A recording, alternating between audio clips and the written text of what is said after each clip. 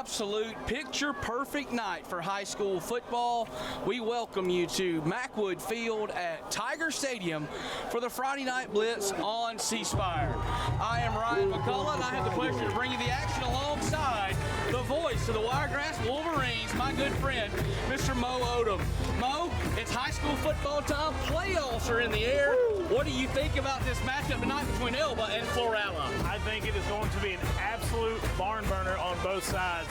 I think that Florala is vulnerable on the ground, which Elba's incredible at, and I've seen Elba be a little bit vulnerable at the cornerback position, which Florala is just going to throw this thing around like it's rolls at McLean's, you know? It's going to be awesome, buddy. Can't wait.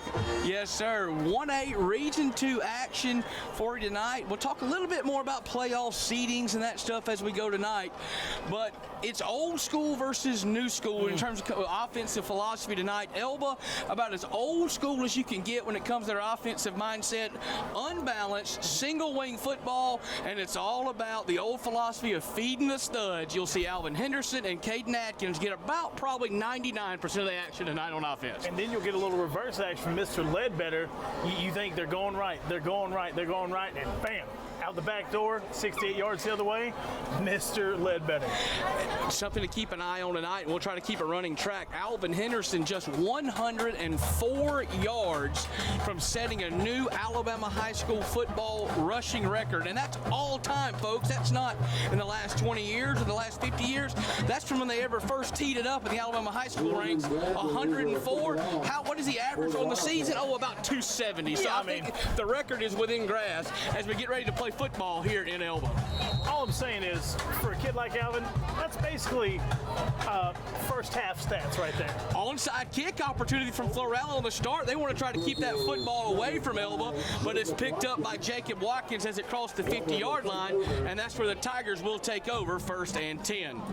I mean, if you're gonna, if you don't want him to gain 104 yards, you give him really good field position so he can't run all over you, right?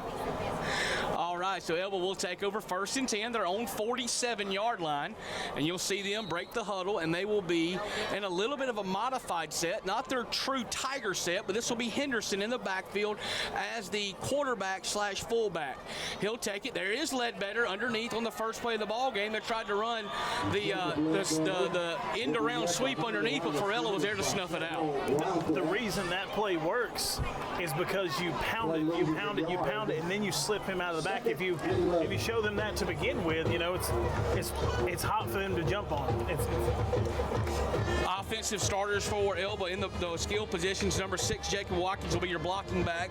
Ledbetter, we just saw that carries your wing back. Trey Davis will be your wide receiver most of the night. He's number 21. The bulk of the carries will go to Henderson, number 2, and Atkins, number 10. Here's Henderson looking left side. He's cut down in the backfield. Elba going the wrong way on their first 2 carries. Brought down by one of the big fellas, one of the D linemen over there, who's just busting up that weak side. Of course, I believe that's a young man named Preston Truman. He's a senior there at Florala. Just got back there, blew up the weak side, man.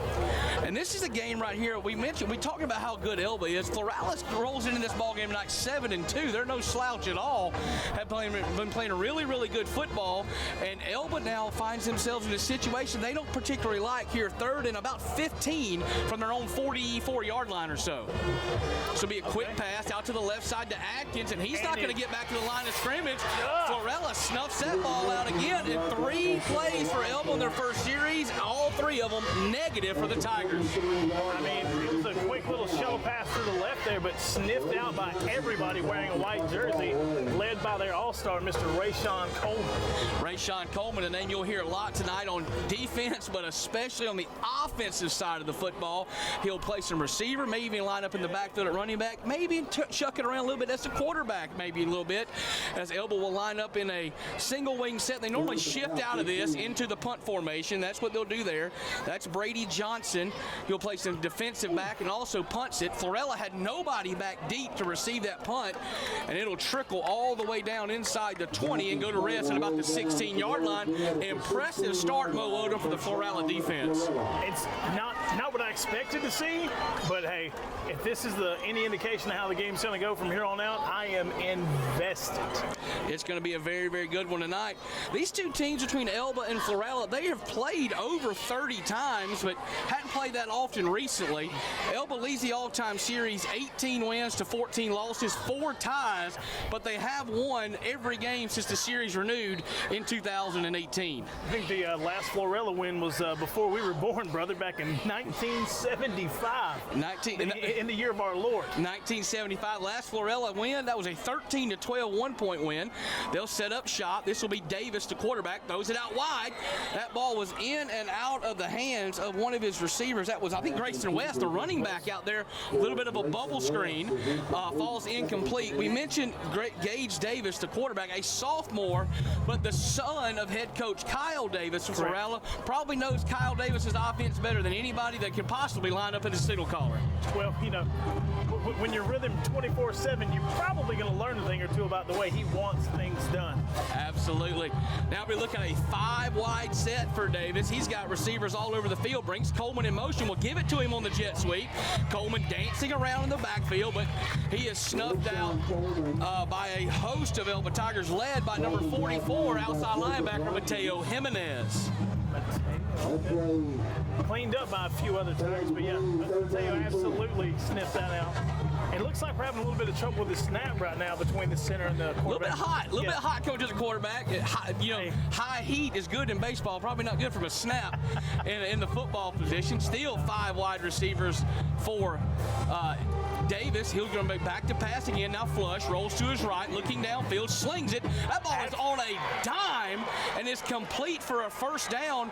Is that Coleman that snagged that football on the far sideline? That is. Looks like a completion of about 14 yards there, man. What an excellent catch. Tiptoeing on the sideline over there, a little tightrope action. Absolutely phenomenal pitch and catch from Davis to Coleman. Not only was it good that he was able to find him, he was on the move to his right and threw an absolute, as the kids say, dot into Coleman as he tiptoed the sideline. I will never catch up with modern terminology or technology, but I like the word dot. I like that. This will be Davis working it, fakes the quick toss. He'll call his own number and probably makes a good business decision as Hakeem Scott, the Elba defender, was bearing down on him. He said, let's go ahead and slide down and take a nice little 2-yard loss and go on about my night. Hey, sometimes a 2-yard loss saves you a backup position getting ready to come in. And absolutely. He was staring down the barrel on that one. Spoke to head coach of Florala, Kyle Davis, earlier this week. He said one of the things he wanted to do was take advantage of situations. You don't get a whole lot of take advantage spots against Elba because they're so good. They want to take advantage of turnovers, punts, and stuff like that. And Florala trying to find something going on this play, but he's not going to do it. He's knocked down in the backfield. And he also wanted to keep Elba unbalanced as much. He said, I'm going to spend a lot of the night in trips, getting that defensive formation overloaded, and maybe try to take advantage of a matchup on the backside of one-on-one or open running lanes on the backside. We just saw right there. He had them in trips.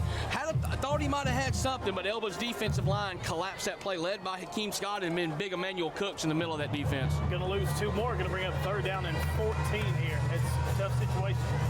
Not a whole lot of plays for this right here. Davis going to take a shot down the field. He's got a man there. Caught at the 35-yard line. Elijah McMeans, yes sir, went up and over Trey Davis, brought that ball in, and a huge pickup on 3rd and long for Florala. 36-yard reception right there by Elijah McMeans. Now wow. that's two huge 3rd down conversions for Florala on this drive. Already. Little bit of confidence building on that sideline for Kyle Davis's bunch already. Hey, that's all it takes when you got an air raid offense. If you can get one thing moving in the right direction, everything gets the clicking all of a sudden. They're compacting it in here now. Looks a little more traditional.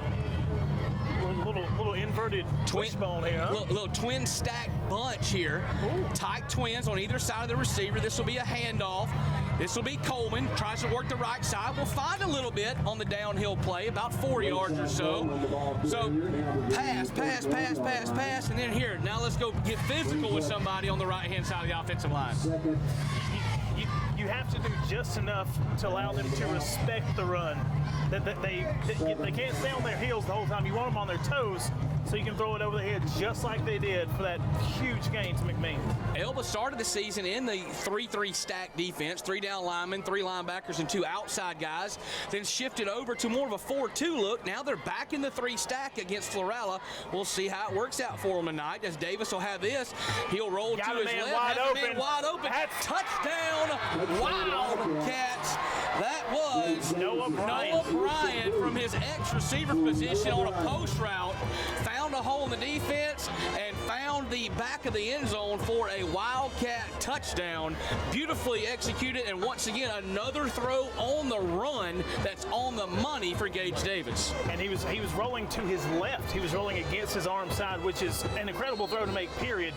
But it looked like they rolled a cover 2, and that post was just right where it needed to be for that score. Split the safeties down the middle. Now they'll run the 2-point play on the swinging gate. That pass is knocked incomplete. With 6 minutes and 10 seconds to go in the first quarter of play, Florala 6 and Elba 0. We'll be right back with the kickoff here on the Friday Night Blitz. It's the wide receiver coming on the jet sweep and gets across the 45 down to about the 43-yard line. So it'll be a third and a much more manageable situation for the Tigers here. Third and about 7. Brought down yet again by 61, Preston Truman. I like to see a big fella do well, because you know what happens when a big fella does well? You get a big fella celebration. Me and John Madden are very much alike in that aspect. I'm waiting to see him, pound his chest, hit his belly. Can't wait. Third and 7 for Elba at the Florala 44-yard line, and there is a whistle before that play gets underway. Don't see a flag anywhere. Oh, I see one on the far sideline there. Maybe a offsides, a false start, or maybe even a sideline warning or something like that. But Elba now in that time was not in their traditional Tiger set, the unbalanced single wing. They had 2 receivers out to the left in Ledbetter and Trey Davis. And we have seen Caden Adkins and Alvin Henderson throw the football. It's not run every single time, but it is the majority of the time in Mark Sieving's single wing. That was the same formation they come out in. It was just alternative. It just split to the other side of the field where they run the reverse to Ledbetter. So that's what I was looking for on that play, but now they've adjusted. Let's see what they come up with. Now, I spoke to Mark Sieving earlier this season, and Mo, he told me that he has 9 plays in this offense, but he can run them out of 56 different formations. That's extremely intricate. What did Herman Boone say? 7 plays, just like Novocaine. Give it time. It always works. The great Herman Boone from Remember the Titans. Heavy set now to the left. This will be Henderson, who has some running room across the 40-yard line, churns his legs about to about the 38, but that'll bring up a 4th down for Elba as he'll come up about 3 yards short of the stick. Now, I haven't seen Elba's special teams this year. I've seen a few games. They still have the Wise Cup kid who set the state record last year? No, Wise Cup has graduated, yes, sir. He's moved on, so attempting to kick it from 53 yards is probably out of the question. Is what you're saying? Yeah, I would say so. Okay. Well, we're going to go for it here on this 4th down. They need the 35-yard line. Ball resting just outside the 37. Going Adkins. This will be Adkins up the middle, turning his feet. I don't think he got there. He needed to get to the 35, and they're marking him at the 35.5, 36. It's going to be a turnover on downs, and another defensive turnaway, a stop by this Florala defense. Did you think, when you pulled up here tonight, that you're going to see anything quite like this? I spoke to Kyle Davis, the Florala head coach, earlier this week, and he said, yeah, Ryan, without giving too much away, I like my guys in this situation. I think we match up decently well. I don't think anybody predicted that defense, though, would force Elba to a punt and now a turnover on downs in their first 2 possessions. I mean, and by the way, no first downs. Because Elba got the ball right here, and they punted. Right. No first downs for the Tigers so far. and Florala's consistently put them in incredible field position. You would have thought Mr. Henderson would have taken advantage of that a few times. Oh, here's a bad snap. We mentioned it earlier, and it went right through the hands of Davis, almost in between Davis and his running back there. They kind of didn't know who needed to grab that ball, and it rolled all the way back to about the 24-yard line. That's going to be a loss of about 12. So it goes from 1st and 10 to 2nd and 22. Does Florala have another big play in them here? Now backed up, almost in the shadow of their own goalpost. I was just going to say, normally when a 1A team gets backed up this far, you're like, well, they're going to run 3 and punt, you know. But here, I mean, one good throw, and look who we got a quarterback. Davis was getting something straight with his wide receivers that are in a trip stack formation at the bottom of your screen. He'll roll to his right again, being chased by Emmanuel Hooks, and has a man downfield again, runs over it right at the first down marker. That was Mr. McMeans again, who made the big catch over the middle. He makes that one, and it's either going to be a first down or right at the sticks for another big gain. Gain of 23, first down. First down, we had just mentioned Florala could off the deck and have a big play, and then once again they do, and once again it's rolling to the right or rolling to the left, moving the pocket, and Davis is finding guys running wide open. I believe Florala just called a timeout. I would think that Elba would want to be the one to discuss things. I believe that's a huge timeout for Elba. As you see, defensive coordinator Johnny Dice and the defensive coaching staff, Harry Griffin, and the rest of the guys down there are up in some faces and up in some grills trying to make sure the guys understand what type of defensive coverage you're supposed to be in here on the backside of this play. Because like we mentioned, Davis has had little to no issue finding guys open. You know, honestly, each one of his guys that have been targeted have been trailed very closely, but each one of his guys have had a step. It's like they understand route running, which is, again, in 1A football, not something you see every day. Kyle Davis, we mentioned him a couple of times already. He got hired pretty late in the game at Florala, and by pretty late in the game, I mean July the 28th was his first day on campus, and when they start fall practice, August the 1st. So he had 3 days to put in an offense that's pretty complex, the air raid fun and gun system, and these Florala guys have taken to it like ducks to Lake Jackson down there, and are doing a phenomenal job, and they're to the tune of 7-2 and knocking on the door of a huge upset. We were talking about playoff implications earlier. There's a little bubble screen to the right side to number 1, the touchdown maker, Mr. Noah Bryan, I believe. Yeah. And that's just good old. I say old school. The air raid system's been around now for about 35 or 40 years, so it's old school in terms of that.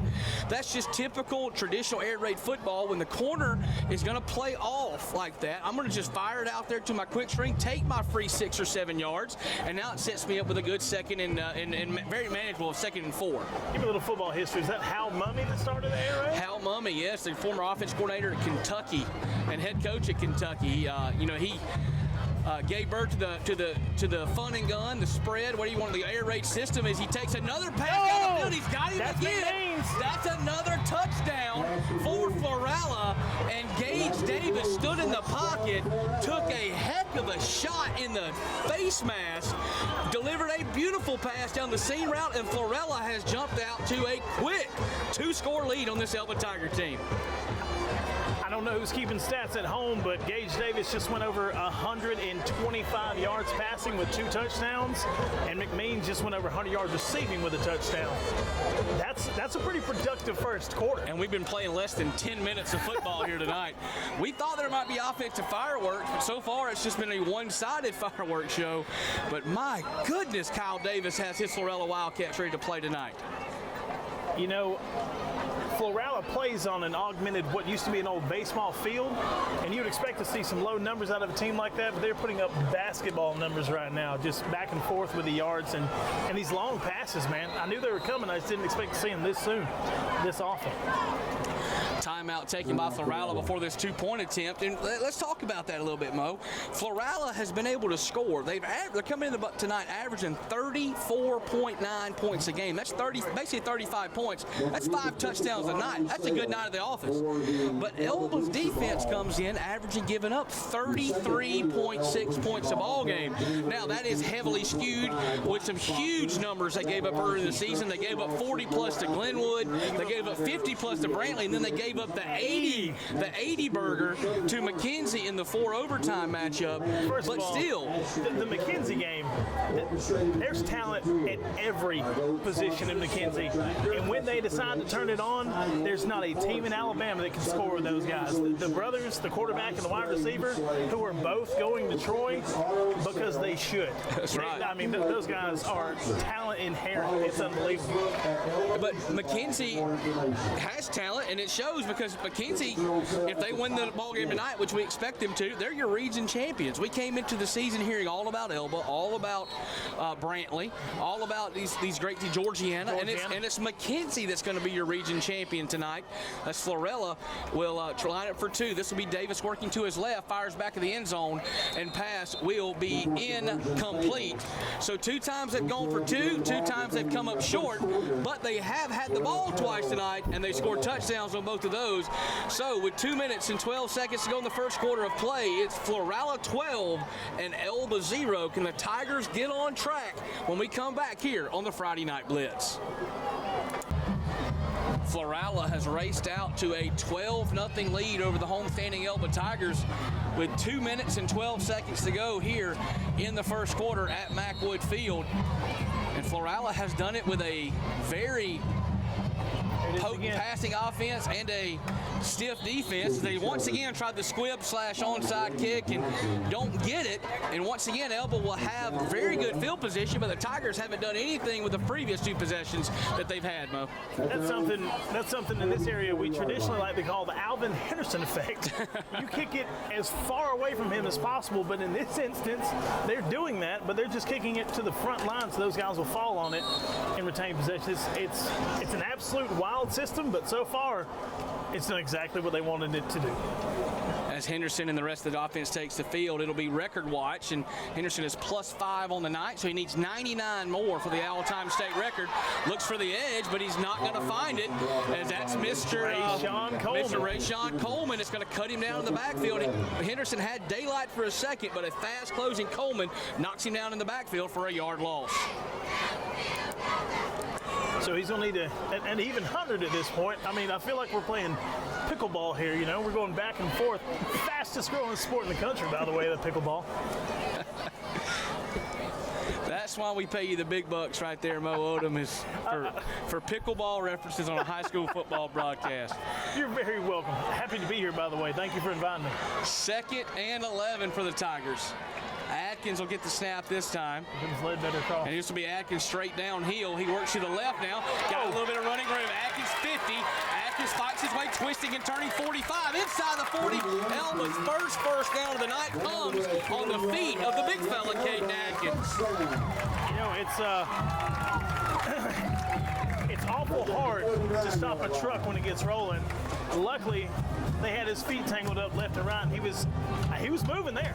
He was moving left and right, not so much up and down, but Caden Atkins, a Georgia State University football commit at 6'2", 228 pounds, is a load when he gets that going downhill. Just a small fella, you know. In my family, that's 7th, 8th grade. You're 230 plus, so he's coming along well. This will be Henderson now. He'll work to the right side.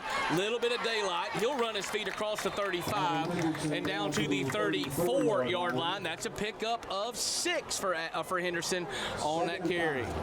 Tackled once again by Noah Bryan and Mr. Rayshawn Coleman on that side. Those guys have been working for their meals so far. Offense, defense. Hey, they're just ball players out here tonight. Love to see it. 1A football at its finest.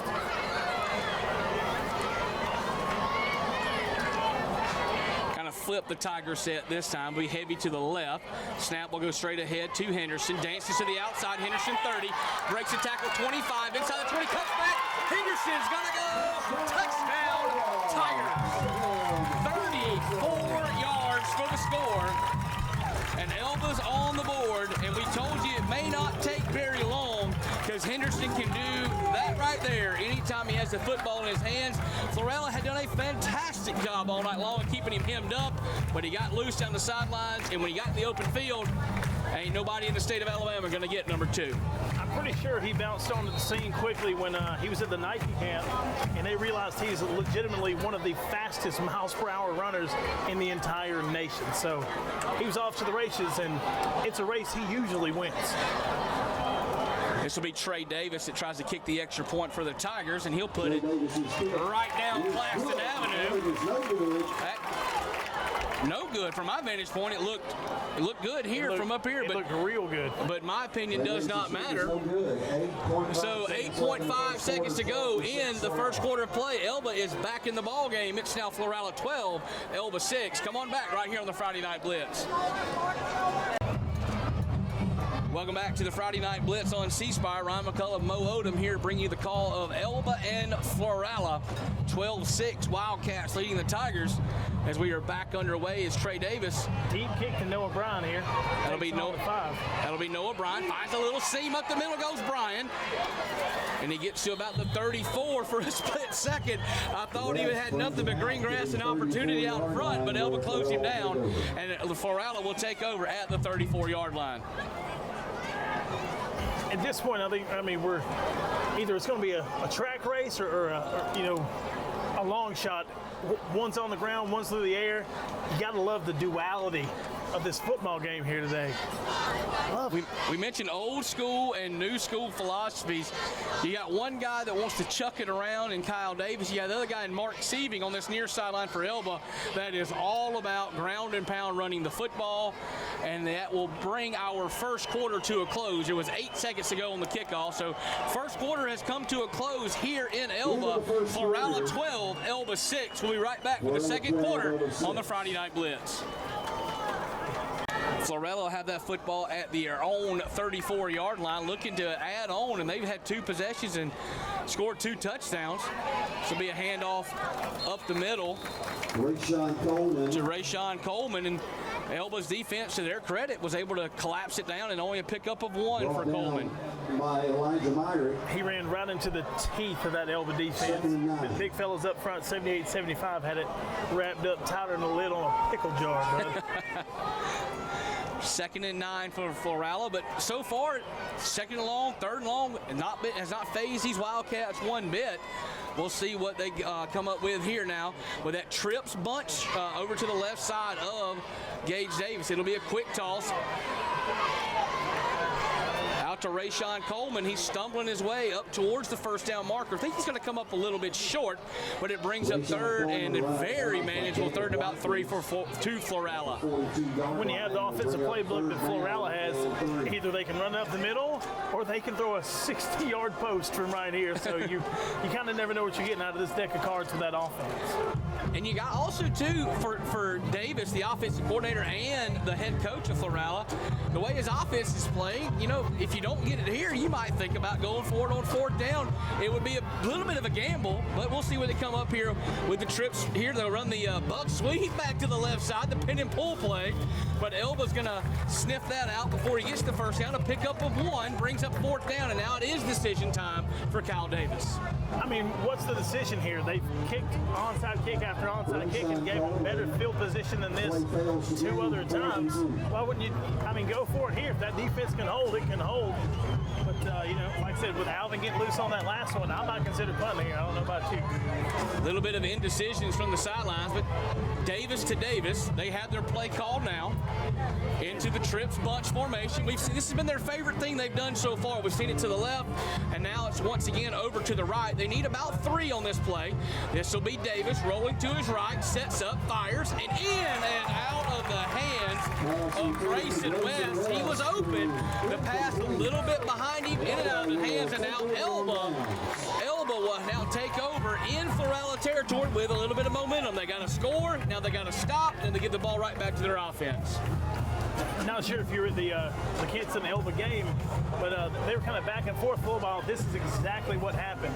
Henderson went for it on a 4th and 2 at midfield, and from then on, it was just a track meet for Alvin Henderson.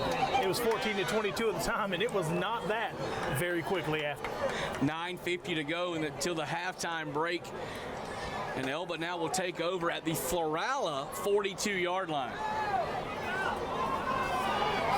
Henderson currently at 43 yards.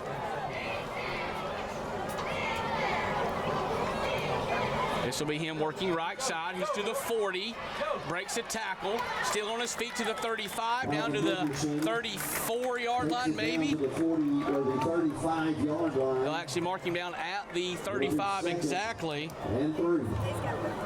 That'll be now he's up to 48 yards.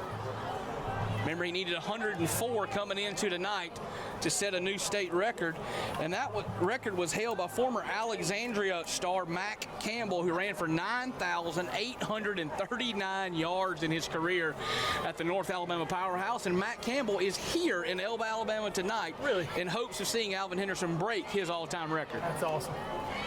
Ryan, I'll be honest with you, I don't know that I've ever walked 9,000 yards. Straight ahead. That was Big Caden Atkins, who had the first down for Elba on the last drive. He tried to go left side and was cut down almost immediately for a gain of nothing. And that'll bring up a third, and we'll call it 4. It's about 3.5 or 4 here from the 35-yard line. Brought down by 60 Aiden Brooks, who is also the center on offense, who's the nose tackle on defense. It doesn't get more Alabama 1A football than that, brother. Absolutely. We mentioned that earlier about guys playing both sides of the football here at the 1A level. Henderson now, right side, gets the first down before he is wrapped up by a pack of Wildcats. To the 30-yard line, that's 5 more for Henderson. Takes him up by my math to 53. Massive hole on that side. Caden Atkins got in there, cleared out the middle linebacker, and it was, I mean, you and I could have walked through that holding hands and gained 3 yards. Henderson now more than halfway to the Alabama State record. Needed 104, now it has 53. And this is going to be a dead play. The hard count is going to get Florala to jump off. So there's 5 yards the easy way for the Tigers. I've never once gotten on to any of my guys for having a false start here and there. Football's a fun game. Sometimes you just want to get started early. You know, give them 5 yards. It's just nice. We know we've been talking a lot about Alvin Henderson, but I mean, it's a very special night that we perceive it's coming up. How about this? From the time he started playing high school football as a freshman, for an average for a career, the young man is averaging 191 yards rushing a game, as he'll pick up a few more there. Down to, let's see where they put it, the 15 or the 16-yard line. They actually put it on the 15, so there's 10 more. So that's now down to 43 yards for the all-time state record for Henderson. So he won't get it on this drive, we don't think, but it's probably coming soon. Nice touchdown saving tackle there by Rayshawn Coleman on the other side. Let's go heavyweight to heavyweight here. 1st and 10 now at the 15-yard line for Elba.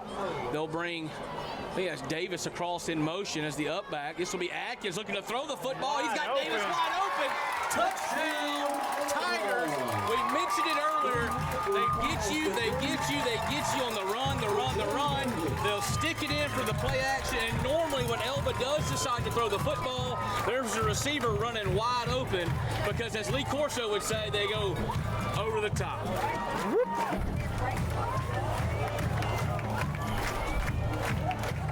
Reminds you of that Army Golden Knights offense, doesn't it? They're going to pound you, and just when you think they're going to take off, he steps back, and you got a guy just roaming wide open. Really gorgeous play call that time by Mark Seavey. Had it 1st and 10 at the 15-yard line. You expect extra point is good, and that will now. It was no good. Well, one official signaled good, the other one signaled no good.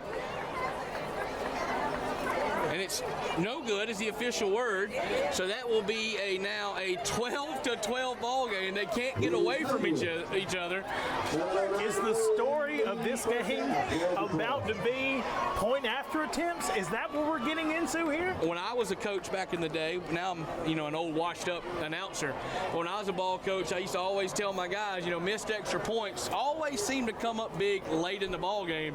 Now we got both teams that have missed extra points. So really, is there a disadvantage to either side? We'll see as this one plays out.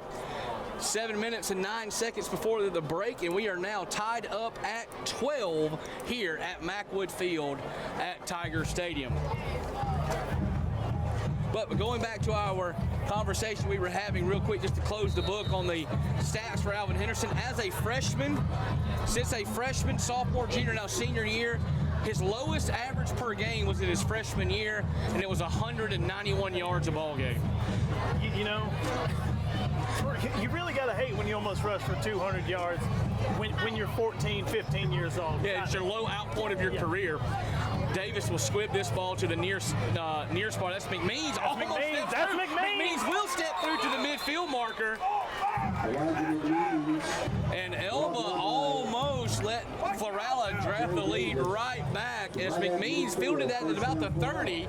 Went across the 40, slipped a tackle, and was a hair's breadth away from taking that ball 70 yards to the house, but they'll have to settle for the midfield stripe to start this possession. He was absolutely on his way the other way. I thought he was going to be down right there at the 45, slipped those guys like he's covered, boy, whew. All right, so Florala's offense on their first two possessions went right down the field for touchdowns. Their last possession, they were turned away on a fourth down stop. We'll see what they do this time as young Gage Davis, we mentioned just a sophomore, calling the signals for Florala. He'll bring McMeans in motion, but this will be a handoff to Rayshawn Coleman. Started up the middle, now bellies it out to the left. He's at the 45. He's got the 40 on his feet, 35, 30. He's gone. Tail lights flashing. Rayshawn Coleman to the house for 6. It's a 50-yard scamper for Florala. That's all it takes, just a glimmer. And they had him. They had him stopped at the line. One missed tackle. He had McMeans coming around the side for that lead block, and they got a shoulder pad on Adkins out there, and that's, when Coleman's that fast, that's all you're going to need. That play was designed to be a little inside zone play or something up the middle. He read it early, bellied it out to the outside, and like you mentioned, they got the seal on Adkins, and it was off to the races. And there may be only one other person in the stadium tonight that could catch him in a foot race, Rayshawn Coleman, and that guy's not playing defense for the Tigers. I heard a wives' tale said the college he's going to next. Florala goes for 2 and had a man there. It was McMeans ahead, but Ledbetter steps in, breaks it up. And once again, we've had 5 touchdowns tonight, and no point afters have been good. But with 6:50 to go in the second quarter of play, we'll come back in just a moment to that thought, Mo. 6:50 to go till halftime. It's now Florala 18, Elba 12. Back quickly here to action in Elba. That was a line drive pooch kick that time. It's almost kicked away on a weird bounce, but Elba will fall on it, and they'll take over at their 36-yard line. Mo, we mentioned it a little bit earlier. We weren't sure what type of game we would get. Well, guess what? We opened the gates, we turned the lights on, everybody showed up to watch a football game, but instead, a track meet has broken out here at Macwood Field. Very quickly, might I add. Both teams seem to be able to strike from anywhere on the field at any point in time. I haven't seen any one team put together a meticulous, matriculating drive down the field. Elba showed me a little bit of one, and then boom, that touchdown over the top. Never saw it coming. Beauty. Unbalanced single wing this time for the Tigers as they'll take over, like I said, at the 36. This will be Henderson working right side. Henderson gets to the midfield stripe and was almost off to the races for a touchdown and the state record. That's a pickup of 14. Actually, 15 as they mark it down at the 49-yard line of Florala. So a pickup of 15. That now puts him at 58 on the night.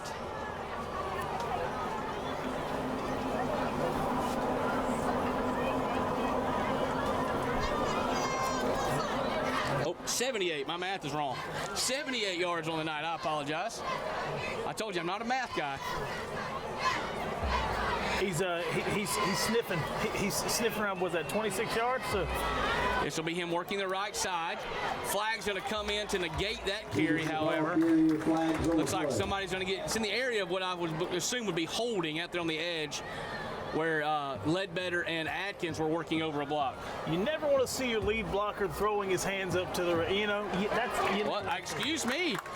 Excuse me. I thought it would be a hold, but it was a legal chop block or hitting below the waist by the defense. Let's see if we get a clarification on that.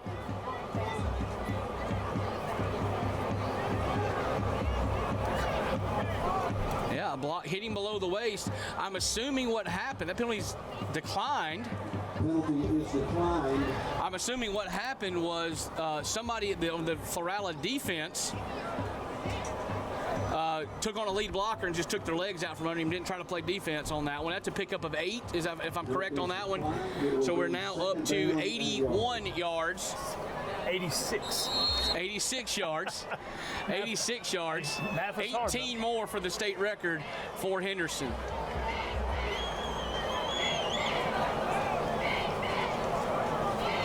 This will be Ledbetter on the jet sweep. Ledbetter had daylight for a moment, got to the 40, but he was wrapped up one shoestring away from a touchdown, but it's not going to be. But it will be a first down, however, for the Tigers. Senior Bradley Norman for the Florala Wildcats, holding on for dear life. Grabbed, I think, the final cleat on the bottom of the shoe and held on and let help arrive, and Henderson will come back in the ball game here with a new set of downs for the Tigers at the Florala 39-yard line. Ledbetter already had it dialed up. He's getting reservations for 6th for this evening, and just shoestring tackle. You gotta hate that when you got a full head of steam going.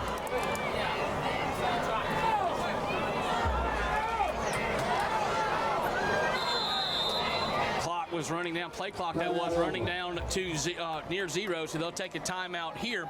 So let's recap it real quick, Mo. We'll stay here during this timeout. Your math has it at 86 yards on the night for Alvin Henderson. That puts him now at, by my count, now I'm going to double check from you, puts him now at what, 18 away from the all-time record here. So I think it's within reason that you see a lot of Henderson right here on this carry or this drive, especially with a new set of downs. And I wonder now, did they decline the block below the waist penalty to 100%. Keep the yardage for the young man? 100% they did. They were going to get 10 yards out of that from the spot of the foul, which was slightly behind the line. So they would have got it in the spot that he gained, but it would have given them a first down. But I'm sure they have enough confidence in their offense to get that yard and allow him to keep his yards rushing. So, hey, just kudos to Coach Sieving on that one. Once again, Mac Campbell from Alexandria has the all-time record at 9,839 yards. Alvin Henderson currently sits 18 yards away from being the all-time rushing man in the history of Alabama high school football. Unbelievable. Incredible career, whether he reaches these 18 yards or not. Monster set this time for Elba. This will be Atkins. Wanted to go right side, but actually cuts it back, and he is met by a wad of white shirts. And that'll be a loss of 1, or at least a half a yard on the play. Atkins has found success on that first down carry of the night, but other than that, the big fella has not been able to get anything going up the middle against this pretty large themselves Florala defensive front. He was hoping to get back this side and was absolutely stonewalled by a guy pushing through, and then he had to readjust his feet, and by the time he did, he was caught from behind and had 3 more on his trail. So. Giving attaboy so far to the defensive front for Florala. Have done a pretty good job. This will be Henderson. Dances up the middle. Once again, that Florala defensive front limits the damage. Only a pickup of about 4, and Elba will be in a 3rd and a long situation here as we tick inside of 4.5 minutes to go until half. I got that officially is a pickup of 3, so he's going to be at 89 yards. 3. Yep. All right, so we're at 89 now. 15 for the new state record. I feel like we have an advent calendar of football right here. We're just ticking down to Christmas. can't talk him much. I mean, when you see something you may never see again, you got to hype it up a little bit. Absolutely. This will be Atkins that will take this snap, puts his head down, barrels into the defensive backfield, puts his head down, rumbles a little bit, and will get inside the 35, but it will be short. It'll be 4th down for the Tigers. 4th and about, I'll call it 4. Yeah, I'd say long 3 or 4. This is a 32-yard line is where they'll actually put it, or in between the 31 and 32-yard line. And the Tigers need to get across the 29, so yeah, we'll call it 3.5. Crowd comes to their feet on both sides. Oh, this is a huge play in this ball game. 3 minutes and 20 seconds to go until the break. Monster set this time, but once again for Elba. This will be Henderson, left side. And he gets to the 30, gets across the 30 to the 28. Gonna be depending on the spot. I think he got it, but we'll see what they say. That is still waiting for official word. Kyle Davis pleading his case, wants a measurement on that far sideline. It looked Coaches on the Elba sideline are firmly pointing that it's a 1st down. And they will move the sticks. 1st down Tigers. And Kyle Davis is probably the most unhappy man in Tiger Stadium, as he is still giving it to the side judge official, wanting a measurement before they move the sticks. I believe he was stymied by his side judge, who initially had his foot at the 31, but the one on the home side had it about the 31.5. And yeah, he didn't get his say-so, and 1st down Tigers. I mean, there's no more to say after that. Once they move the sticks, you can't put them back. And this will be Henderson with the snap here, and that play is blown dead. And now a substitution infraction, it looks like. Formation, or false start, legal formation. Yeah, he initially signaled substitution, but then he went back to the illegal formation. So that side judge official gave Mr. Davis a little bit of something, but it was too little too late after the 1st down marker. Let's not have it lost that on that 1st down play there, he did gain 3 yards, so he's up to 92, just 12 away from the all-time record. 92 now on the official books.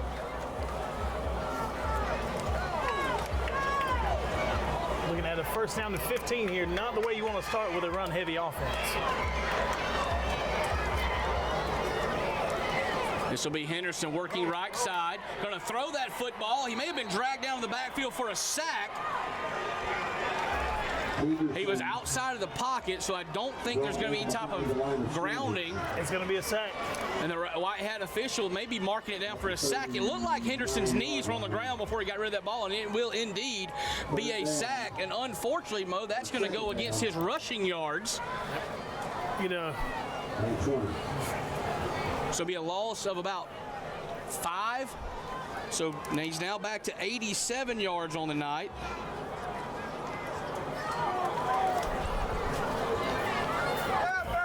It honestly looked like a well-conceived play. It looked like he had a guy, but he just could not shake the defender. Was that Means again? Means? I believe it was. This will be Atkins back to throw the football. He's on the wheel route on the outside, beautifully tipped away. Rayshawn Coleman did it again. He did it offensively, and now he's done it defensively. Beautifully done by Coleman.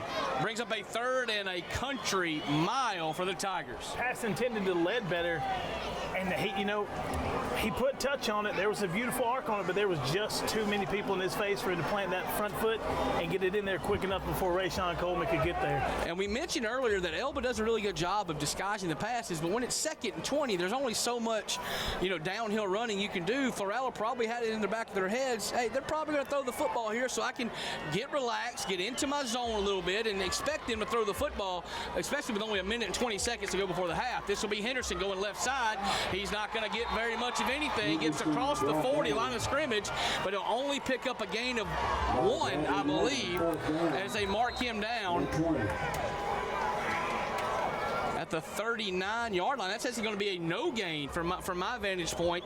A no gain and timeout taken across the way by Kyle Davis. Important to remember, that's Florala's last time out. They've had to take 2 before this to implement some adjustments, and they took this one to save the clock. But if they're looking to they're looking to get down there, they have 73 seconds to make something happen here in the first half. Now, if you're Elba here on the 4th and we'll call it 20 for the Tigers, do you go for it? I don't know what kind of you got in your playbook, in your single wing offensive playbook on 4th and 20, or we have seen a little bit of a pooch punch set. Do you show it and then step out of it and try to pin Florala deep? Now, if the ball rolls into the end zone, you're only going to net gain about 18 yards or so, but if you are able to get it to the corner, you may make Florala with no timeouts drive 95 yards for another touchdown. I've not seen either team show an absolute brilliant streak in special teams on either side. If they have someone who's capable of pooch punting at 38 yards, I'd love to see it. And last time they did this, it was almost blocked by number 2 coming around the corner here. Yeah, Brady Johnson is going to be the man in the backfield, so this will be the punter. But Brady Johnson has played some quarterback for the Tigers before, so keep your heads up for some kind of trickeration up Mark Seaving's sleeve. Johnson will pooch punt that ball down there, and if he can get it to die, that ball will roll at the 1 yard line and will roll. Did they get it stopped there? Punt down at the 1 yard line. I couldn't tell if the referee was signaling touchback or if that ball rolled into the end zone. I'm absolutely not sure. I was waiting for it to come back and forth because it looked like it rolled in and they slapped it out. But I thought they had 2 hands up in the air. Elba's going to come away clapping, and yes, that ball will be down inside the 1 yard line. We just mentioned Brady Johnson's ability. Could he do it? And he put it on the money. Got the old pitching wedge out, lobbed it in there to the 1 yard line, and now 99.5 yards is what Florala has to go. 1 minute and 4 seconds and no timeouts for the Cats. Little reminiscent of my favorite golfer, Mr. Phil Mickelson, just an absolute master with the wedge. Pat McAfee would be thrilled at what he just saw. We may have to get the guys at the studio to clip that, send it into McAfee. He'll absolutely love it next week on the Pat McAfee Show. If this prevents them from making their way down when they're on a hot streak here, Braden Johnson may get a little consideration for me for the play of the game, brother, because that was an absolute dynamite special teams play right there. Couldn't do it better. And now this is a situation Florala cannot sit on the football. They can't just take a knee and go into the locker room because they can't give Elba 2 points. They got to run some plays here. And the flag came in from the back judge. That's usually delay a game. And it will be a delay a game, but I don't think you can back it up much further than what it already is. When you're at the 18-inch line and the football's exactly 11.34 inches, where are you going to go?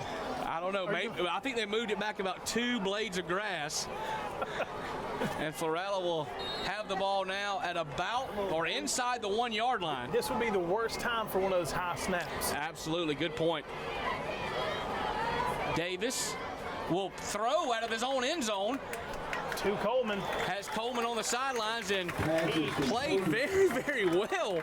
But Coleman was able to squirt forward and get at least out to about the 2, so they have a little bit more working room than what they did. Mr. Ledbetter was not only Johnny on the spot with the tackle. If he pursued that a little bit harder, that's 6 going the other way. If he has his eyes up, that may be the world's shortest pick 6.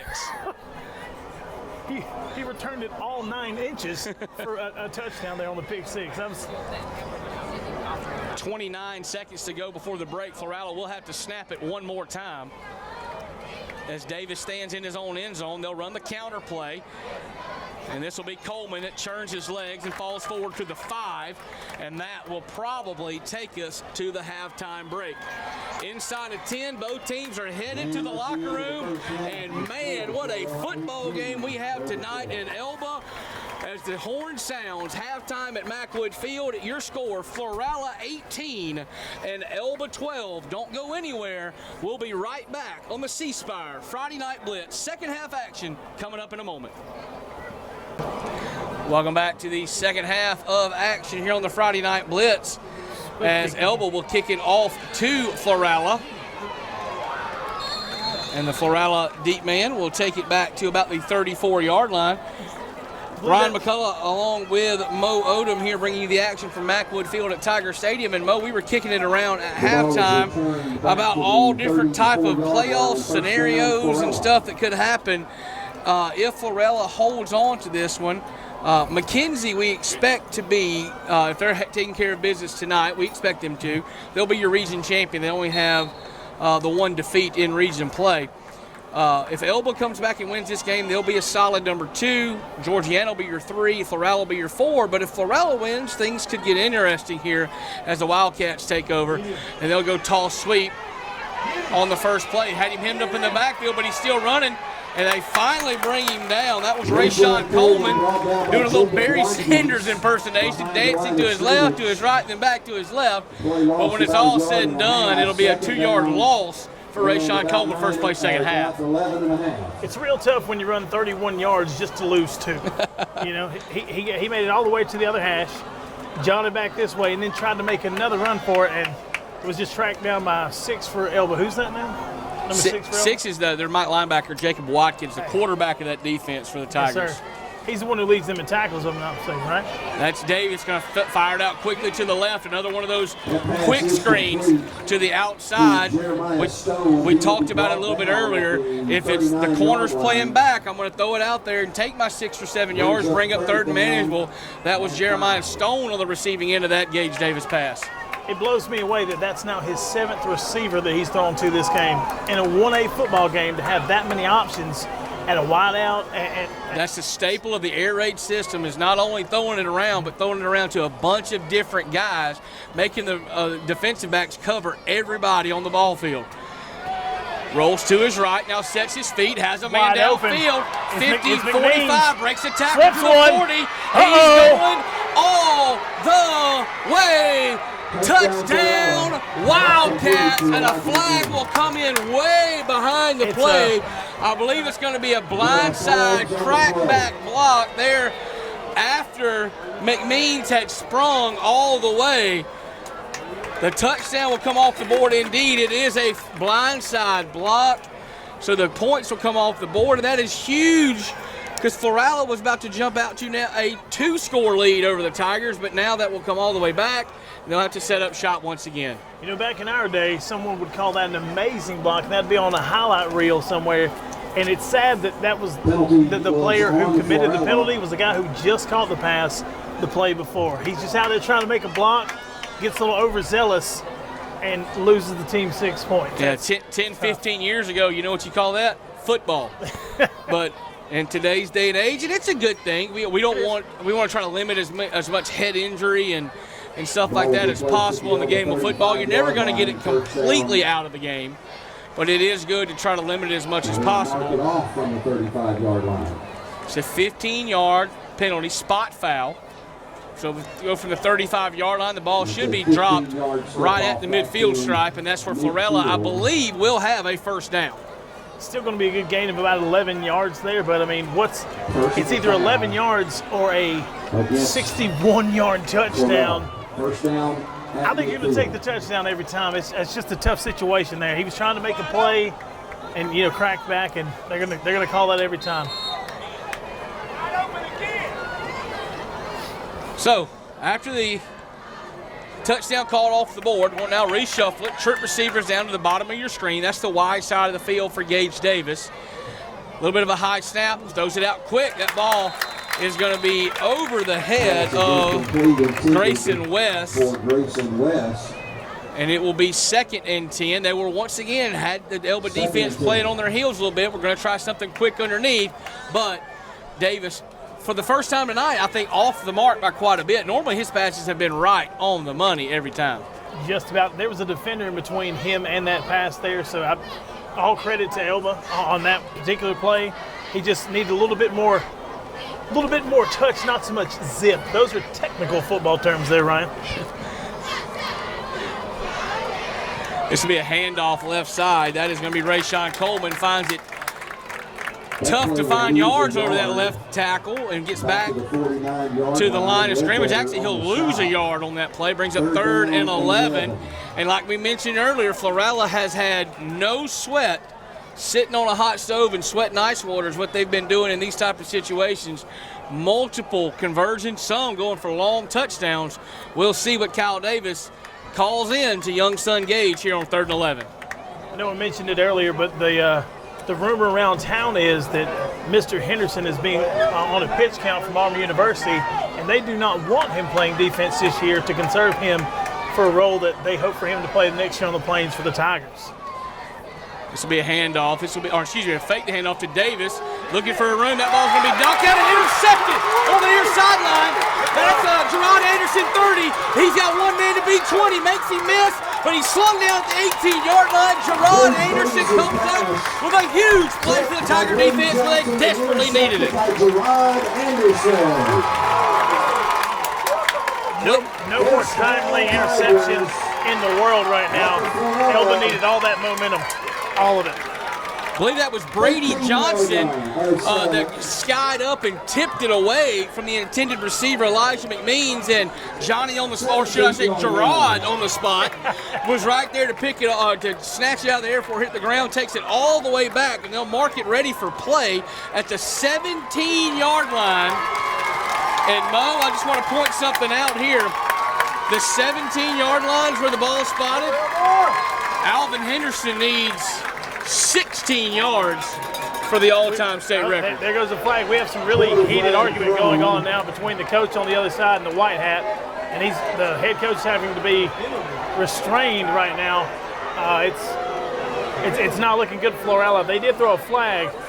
They've already received one sideline warning. I believe that's going to be a unsportsmanlike here on the sideline. And that is head coach Kyle Davis. He saw something he did not like, and he is still hot on that far sideline, wanting to speak his mind to somebody, but I don't think anybody's really listening to anything he has to say at this moment in time. I believe he's upset about the potential defensive holding on the backside post on that play that his son was intending to go for. He settled for the sideline into double coverage, and as you see, it resulted in not necessarily the best outcome here for Florala, and he is HOTTOGO. It's a new song, Ryan. Come on, man, keep up with the kids. Every official sans one is on the far sideline talking to head coach of the Florala Wildcats, Kyle Davis. There's one lonely official, the back judge, standing amongst 22 high school football players, and everybody else is trying to get Kyle Davis in a somewhat manageable temperament on the far sidelines. They've finally broken camp, and maybe they have done so. At what point do you throw another flag for delaying this football game? Because, I mean, at this point, he's going to get the 15 here from the unsportsmanlike, and he's just got them all hemmed up over there. They were having a little, what do you call that, a come-to-Jesus meeting down here is what that is? We did see the flag on the field. I have not seen an official mark anything. Here we go. We get a dead ball. We're going to get unsportsmanlike conduct on Florala. Of course, that's going to be on the bench of Florala. So that will take the ball half the distance to the goal from there. So Elba should have it 1st and 10 somewhere around the 8 or 9 yard line. 1st and goal around the 8 or 9 yard line for the Tigers. It's a really poor decision after a really bad thing to have happened to your team. You don't want to compound, you don't want to add insult to injury. But it looks like that's what it just happened here to Florala. So it takes away my storyline I was trying to build before the play, as Henderson sits 17 yards away from a state record, and they had it at the 17-yard line. So he'll have to wait maybe a little bit longer for a record. This will be a handoff to Henderson, or actually direct snap. He goes 5. He goes end zone. He goes touchdown. Alvin Henderson. That ball was from 9 yards out, I do believe. So that will add 9 to his total. Another touchdown in the books. And maybe more importantly to head football coach Mark Sieving, it now makes it an 18-18 ball game with 8:56 to go in the third quarter of play. So if my math tells me right, 88 plus 8 now equals 96. That was a 9-yard touchdown. So it's going to be 97. So it looks like he's sitting right at 7 yards. I'm gonna just stop doing math, Mo, and let you handle it from here. You just let me know before we start the next play. Here goes Elba again, trying to kick one through, keep it true. Going back to the well. This time it is good. 8:56 to go in the third quarter. Elba 19. Now 19-18 Tigers. The interception, the penalty, the touchdown have swung things into favor of the Tigers. We have 8:56 to go for the break, or for the third quarter, and we now have a 1-point ball game. Come right back here on the Friday Night Blitz. Fourth quarter time here at Macwood Field at Tiger Stadium, where Elba holds a 3-point 27-24 lead over Florala. Punt time for the Wildcats. Mo, Elba cannot rough the punter like they did last time. Yeah, they hit McMeans pretty. It was a touch and go play. Loopy snap. They're going to think about faking this ball. Now they got him stuck in between two things. He'll drop it and kick it. Gives off a pretty good kick. It's a direct line kick to Henderson. That's not the man you want to give it to. Henderson's down to the 25. He breaks free. 10, 5. Touchdown, Tigers. But hold the phone. A flag at the 35-yard line. I believe the blindside block is going to come back into play. The blindside block away from the play. I saw it out of the corner of my eye. It's a correct call. Not going to be a happy one here for the fans dressed in black and gold, but it is correct. But why? I know why he had to punt it there. It happened at the exact same yard line. They're going to put this ball. It happened at the 35. They're going to put the ball on the 50. Wow. I mean, story writes duality. But I know why he had to punt it there at the end of that play, but do you think that's called by Kyle Davis, or do you think that's a little bit of freestyling from Rayshon there, thinking he might could get them to bail out and take off and pick up something crazy? I believe that was Mr. Elijah McMeans, number 8, who's there punting. McMeans, yeah, correct. My apologies. I think he has the green light if he sees a lane to go because of just the type of athlete that he is. But 100%, that was supposed to be a punt, and immediately he thought he saw some grass, and that grass quickly got filled up with a bunch of gold jerseys, and he got rid of that thing quick, and a pretty nice punt. It was, but he just punted it to the absolute wrong person to put the ball to on a line drive. But Florala gets the break with the blindside block. Elba takes over at midfield, 1st and 10 here.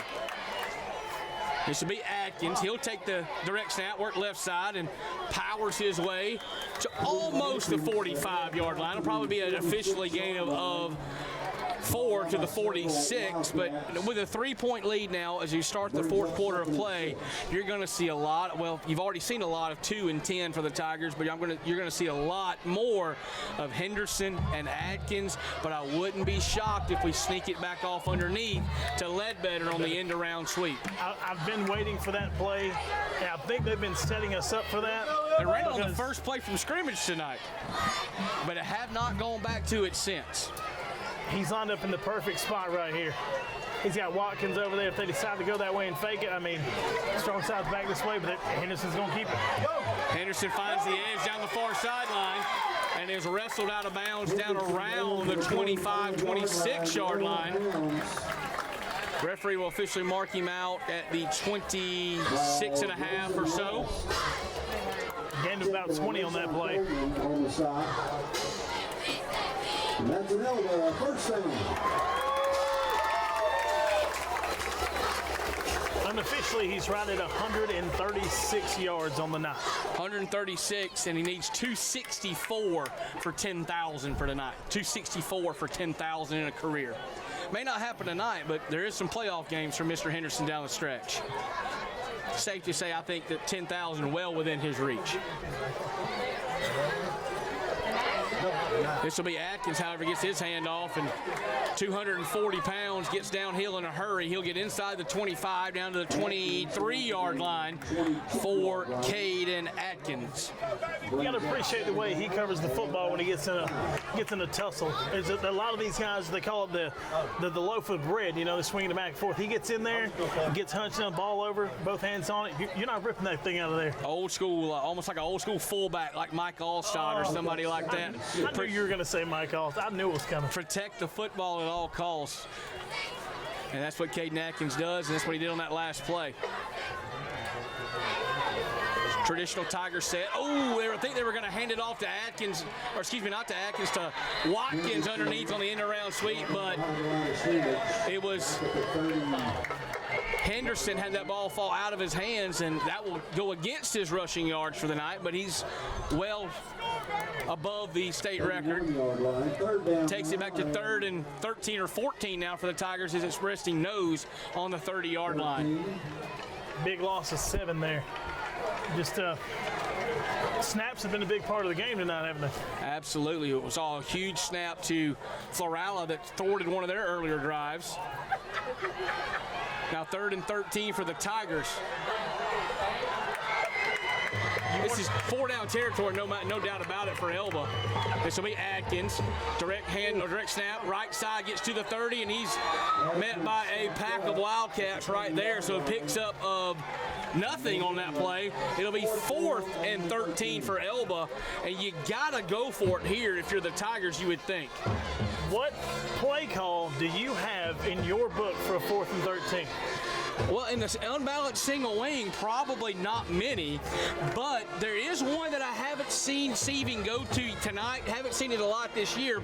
He has a play where it's a spin pass, but they'll fake it in the backfield, and all 3 receivers will release. I saw them run it last year against Maplesville in the playoffs. They had 3 guys running wide open by themselves. Might be a spot for it here.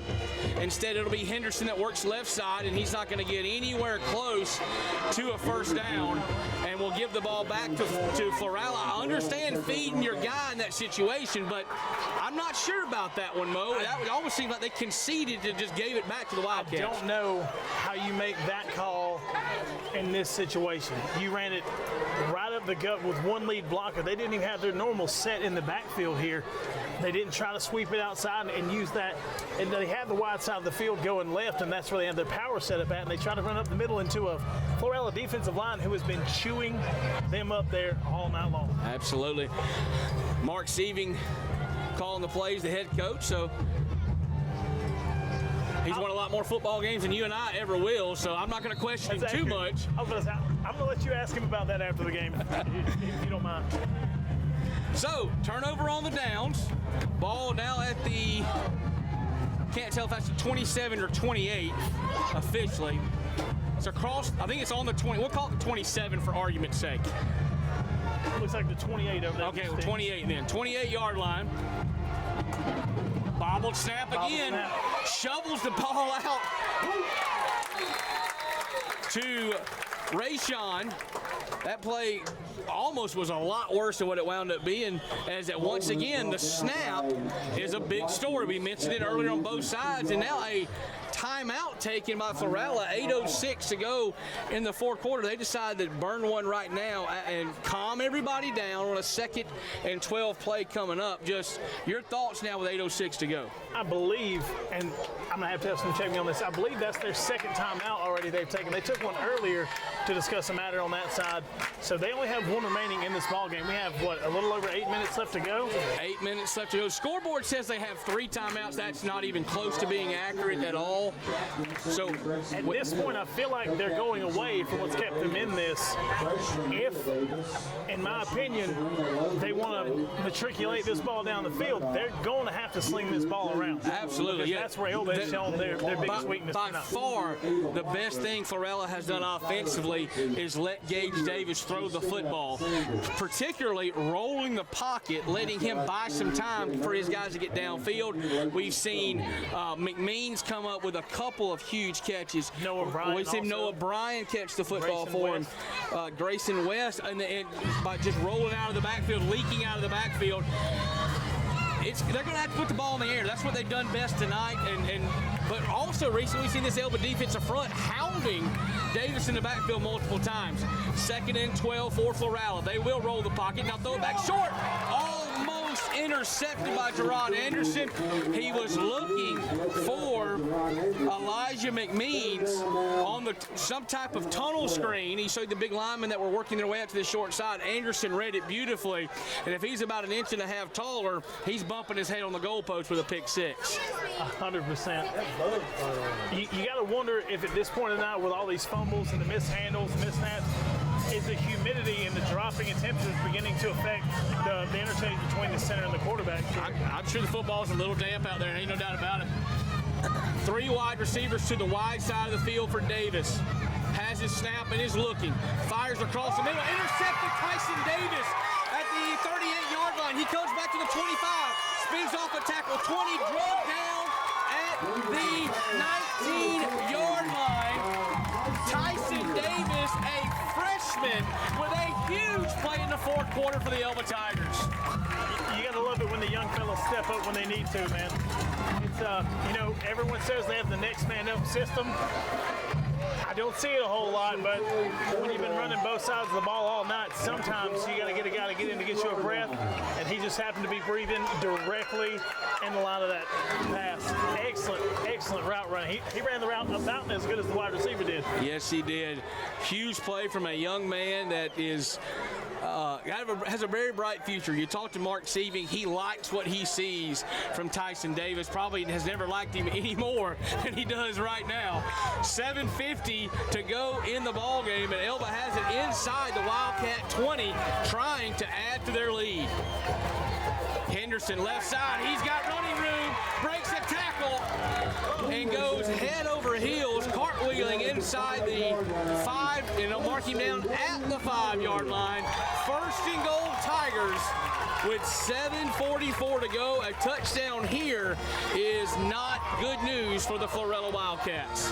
They really, if they hope to stay in this, they're going to have to find a way to keep him out here. And they won't be able to do it as he tiptoes his way in for another Elba Tiger touchdown. Alvin Henderson adds to his career highlights and stat book and puts his Tigers out in front now, 33-24, a 9-point lead. Now 2 scores for Florala if they want to try to get back in this ball game late. There's no reason not to go for 2 here. You can kick it, you can go for 2. Either way, it's a 2-score ball game. Florala's going to have to strike quickly and get that ball back somehow, some way. They have to stop turning it over. That's a fact. Davis is going to try to kick this extra point. He's made some and missed a couple tonight. And that ball is kicked up and is good. So now it is a 10-point lead for the Tigers with 7.5 to go. Elba 34, Florala 24. Don't miss an exciting finish here on the Friday Night Blitz. 10-point Elba Tiger lead over Florala here with about 7.5 minutes to go in the fourth quarter of play. Florala set to receive the kickoff from Trey Davis. High, short kick at about the 30-yard line. It's on the ground. They signaled for a fair catch, but it was on the ground, so it makes it a live football. Florala will get back on it at about the 27, 28-yard line, and they'll take over. And Mo, we were talking off camera here. We saw early in the ball game Gage Davis chucking it all around the yard, having great success. Recently, when he's tried to do that, however, he's had a lot of gold jerseys in his face, making it difficult to find throwing lanes. It seems like Elba's starting to give him a little bit more to look at. They're the middle linebackers blitz a little. They have some guys coming off the edge. They're kind of really starting to mix things up a little, make them think a little bit here, and they've been able to get to home on him a few times. A few huge sacks, one by 62 back here on this side that forced the punt, and and when they're not getting sacks, they're getting pressure, forcing balls to come out a little bit quicker. And Tyson Davis took advantage of that on that last interception the last time out for Florala. They'll get back to their favorite set. That's the trips bunch to the right. This will be a handoff, and there's nowhere to go up the middle as that defensive charge was led by Caden Atkins from his Sam linebacker spot. It's going to be a long road to hoe here if they keep trying to run that ball up the middle against this Tigers defense. Loss of 1 on the play now. Elijah Myrick also was in on that tackle. They'll bring out Mateo and put back in Tyson Davis, a freshman sitting at Mike linebacker for this Tiger defense right now. Dump pass, that ball's going to be in out of the hands. They brought Atkins and Watkins to the Tiger defense off the edge, brought all kind of pressure, and Gage Davis thought he was going to have somebody over there, and he almost did, but it was an Elba player. It looked like it was Ledbetter on the far side that had it fall in and out of his hands. And Florala will live to breathe another play, but it was close to being turn out the lights, boys, the party's over. Talk about a nail in the coffin there, falling in and out of the hands of Ledbetter. He faked the handoff, reversed out. It was supposed to be there, but there was nothing but pressure in his face, and someone sitting over there in the flat waiting for that gift that he just... Yeah, Atkins came off the edge, full speed, almost untouched. Atkins blitzes again. They try to throw the slip screen, and Ledbetter's on the money again for a tackle in the backfield. And the defensive adjustments here in the fourth quarter, second half for the Tigers by Johnny Dice and Harry Griffin and the rest of that defensive staff, Marty Marler, have been a fantastic job by this coaching staff, as Florala's just have to tip your hat over as Kyle Davis sends out the punt unit. Tip your hat to Elba. They've made some adjustments and taken control of the ball game late. McMeans will drop to punt the ball.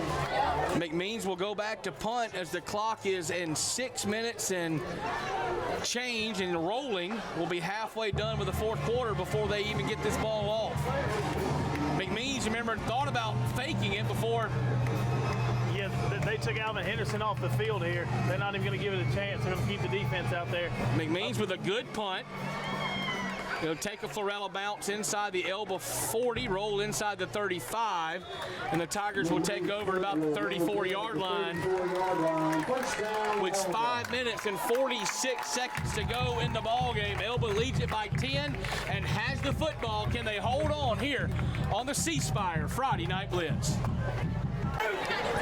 Had a little technical difficulty there, folks. We missed that kickoff return, but it was Rayshon Coleman taking that ball to the 45-yard line, 46-yard line is where they'll put it down. So 8:46 to go, third quarter, 19-18 Elba. And what do you do if you're Florala? You've been driving the ball all night long, had a pick on the last play. I'm assuming you come out slinging it some more? You can't go away from what's brought you here all year. There's a reason they're in playoff contention. They're trying to get this third seed. You have to keep airing it out. You got to keep them back on their heels by running the ball a little bit. Just, stick with what got you here. Oh! They try a handoff on that first down play, and it is not going to work for Florala on that one. Second and 13, maybe even 14 yards on that play. Just never got going. Emmanuel Cooks for Elba in the backfield almost took the handoff from Gage Davis. We were talking about it there while the camera was down. Is Trey Davis the most important Elba Tiger tonight?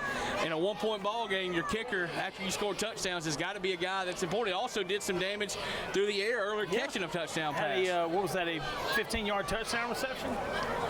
Snap goes a little bit wild, but corralled by Davis. But the run game of the Florala Wildcats not near as effective as their Elba counterparts, and he gets back to the line of scrimmage, maybe a half yard more, but it's 3rd and 13 again for Florala. Can they come up with another big third down play? Is it me, or does it seem like Florala's a little gun shy right here? When's the last time you saw him run two back-to-back right up the gut? Not often. That's probably the first time tonight. Or is it something maybe even crazier? Maybe they want to be in third and long. They've had no problems with it tonight. I know that sounds crazy, but they'll empty the backfield, and all by his lonesome will be Gage Davis. He's got trips to his right, twin receivers up top on a 3rd and 13 play. He's back looking now. He's flunked, and he's going to go down at the 35-yard line. Emmanuel Cooks and a rest of the Elba defense was on top of him, and he stood no shot. Tigers are going to get the punt here after a huge 3-and-out. Loss of about 8 there. You never want to take that sack.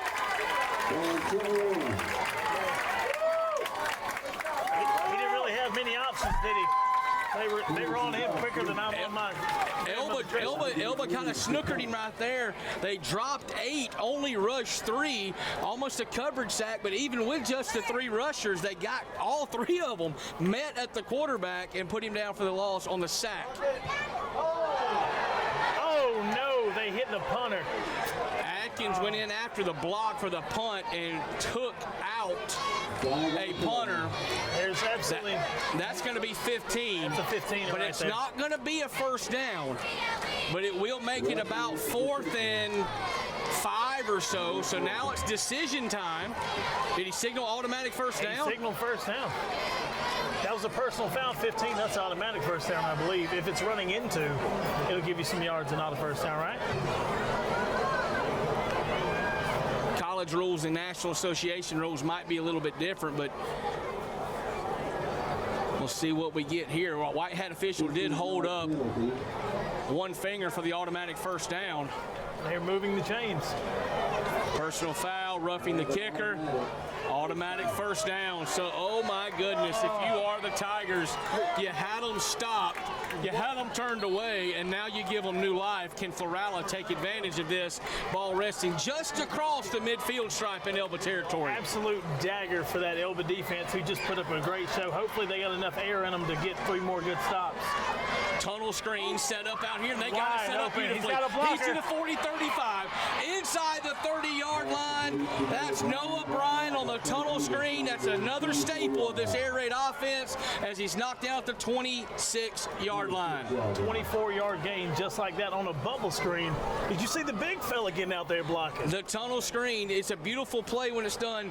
The tackle goes what's called the sidewalk, which is straight down the line of scrimmage. The guard goes to the alley, which is the in-between area, and the center works the middle of the field. They just want, as Merrill Hodge used to say on ESPN, a seal here, a seal there, and we're off to the races, and Noah Bryan almost found a way to the end zone. People don't give Merrill Hodge enough credit. He spoke calmly and directly, but everything he said was about on the money every time. Absolutely. First and 10, 26-yard line of Elba now for the Florala Wildcats. Davis will stick this in the belly of Rayshon Coleman, who barrels and spins his way to the 21, maybe the 20-yard line. It'll be a pickup of about 5.5 or 6, and here comes this Wildcat offense again. As my personal hero, Chris Berman, would say, he said, whoop! Hit the B button right there in the middle. Beautiful spin move. Will be a pickup of 6, so we'll call it 2nd and 4 for Florala. Ball is tail end inside the 21-yard line.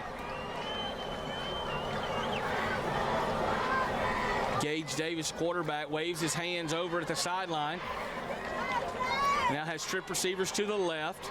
The ball's going to be on the ground, but Davis fell on it. It looked like Davis was trying to give it to Coleman. Coleman never even put his hands up to take it. I don't know if there was a miscommunication there, but obviously there was. 100%. The ball was on the ground, and now that turns a potential 3rd and short, now to 3rd and long for the Wildcats. But as we know, this doesn't really bother them that much. Not at all. Yeah. I think their playbook for 3rd and 8+ is much more expansive than 3rd and 1. Well, I mean, at 3rd and 8 in this air raid system, you got the whole book, basically, whatever you want to do with it. I mean, and here he comes looking. This will be Davis. He's got a man open at the top of the screen. That's going to be his running back at the top. He's got a first down. He jukes him inside the 10, drags one. Ball comes out of the end zone. Florala's going to fall on it.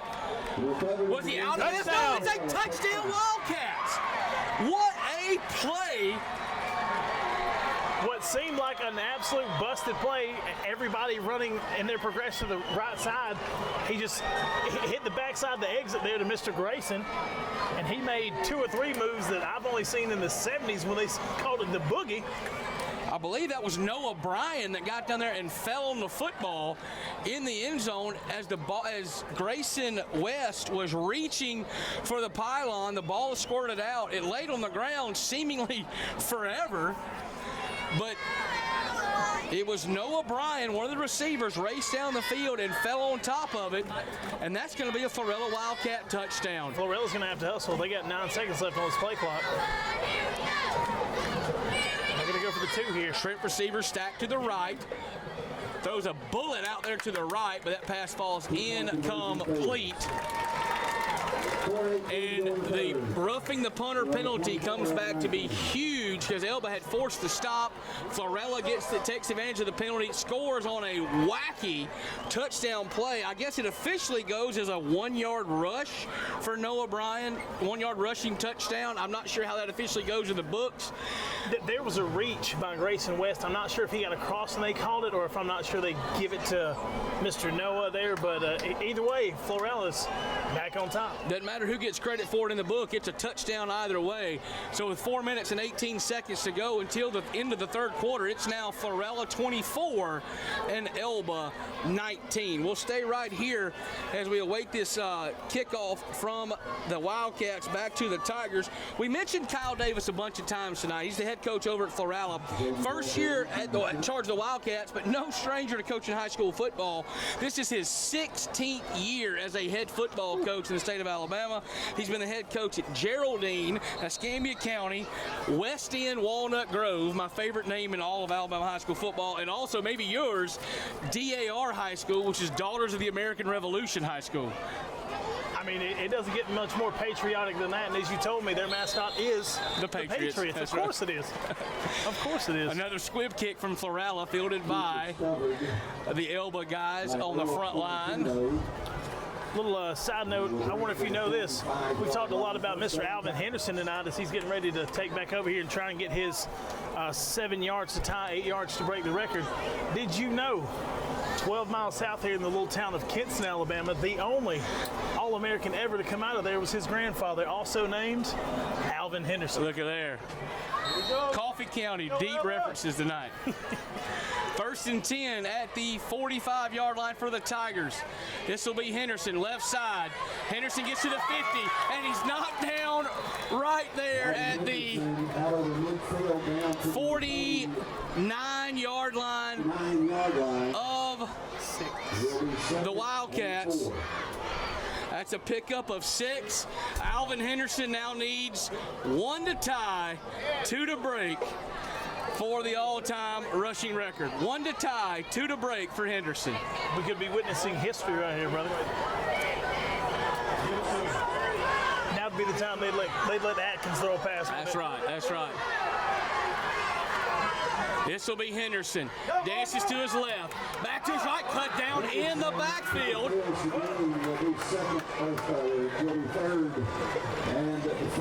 No loss, 0. No loss on the play. So he still stands at 1 to tie, 2 to break for Henderson. I mean, I'm nervous. Are you nervous? Do you feel nervous up here? I've called a lot of football games and stuff in my life, but I've never called a state record before. So 3rd and 4. But, I mean, we got to remember, we're getting caught up in pomp and circumstance. It's a ball game to win for the Tigers. Yes, sir. This is Henderson, right side. Henderson's across the 45-yard line, and with that run right there, Alvin Henderson is the Alabama all-time state record holder for rushing yards in a career. Move over. Mr. Alexandria. Move over, Mac Campbell. Alvin Henderson now stands all alone at the top of the Alabama high school record book. And now that it's out of the way, Mark Seaving says, now let's go win a ball game, fellas. Amen. 1st and 10 Tigers at the 44-yard line. This will be Atkins. He grumbles to the 40. He's moving his feet to the 36-yard line.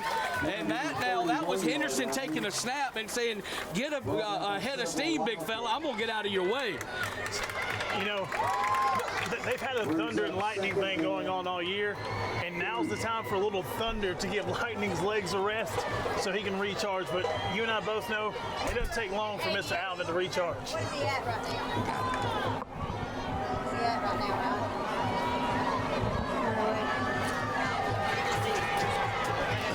2nd and a long 2, maybe 3. This will be Henderson and Atkins in the backfield. Direct snap goes to Alvin Henderson. Bounces to the outside. Can he get the corner? He gets most of it, but not all of it. Tiptoes down the sideline inside the 30, and he now adds to a new state record as it's a 1st down for the Tigers at the Florala 29. I believe that was 8 more yards, taking this total up to 116. 116 yards on the night for Alvin Henderson. I think he needed 180 or something like that to have 10,000 for a career, be the first person in the history of Alabama high school football to ever do that. Well, it seems like he's getting that motor revving here. It seems like he's He's picking up the blocks he needs. This one go to Atkins. This is Atkins. He'll step through. Atkins is going untouched. Touchdown, Elba. Caden Atkins. We mentioned Thunder and Lightning. Lightning needed a break, so they call in Thunder, and he goes to the house. You know, Thunder doesn't strike, but it sure does rumble on down the field. And I'll tell you, that quarterback just stepped up there in front of 10 and wanted no part of that. 6 foot, we mentioned earlier, 6'2", 6'3", 235, 240 pounds. Gonna play linebacker at the D1 level going forward at Georgia State. If they see the tape of this, they might say, hey, Kate, I want you to slide over here on the offensive side of the ball every once in a while, too. You ever considered running the Wildcat? You're like, yeah, I may have done that a little in high school. 25-24 Elba. They'll go for 2 in this situation, as the book always tells you to do. Looks like it's Atkins back for the snap here. Nope. Going to get a whistle before the play is going. Got a flag on the near sideline. He is signaling offsides on Florala, so that'll move it about 3 feet closer or so. Now right in the wheelhouse for the Tigers. They love to get everybody in the box, short yardage situations, and ground and pound, mash, churn, whatever you want to call it. This is right what the Tigers like to do. So now from about the 2, Henderson goes up and over and in for the 2-point conversion. A little bit reminiscent of another Auburn running back from back in the day. We're not going to drop any names just on that, but maybe it's Alvin over the top coming to the Plains very, very shortly. With 1:36 to go in the third quarter, it is now Elba 27 and Florala 24. Don't go anywhere, fans. We got a barn burner of a ball game ready to go to the 4th here in just a moment here in Elba. Come on back on the Friday Night Blitz. Big momentum shift here at Mackwood Field at Tiger Stadium. The last drive not only saw Elba take a 27-24 lead, it also saw Alvin Henderson set a new Alabama High School Athletic Association career rushing yards record. Trey Davis will put the kickoff up in the air, and a fair catch is called for by Florala at about the 30-yard line. So, Mo, we mentioned it earlier that the record was likely to fall. We didn't think it maybe would take this long for it to happen, but now that it's in the books, just quickly, the career of Alvin Henderson, you've seen quite a bit of it here. He has continued to impress from a very early age. I remember back in his Pee Wee days, his Pee Wee coach telling me, a good friend of mine said, this kid is different. He's special. I'm like, how special can an 11-year-old be? He's like, just come to a few of our games. And I saw it then, and I'm seeing it now. I've been back in town for 7 years, and he was in the 6th grade back then. He's been this good for as long as I can remember. Congratulations to Alvin Henderson, but now it's time for the Elba defense to go to work.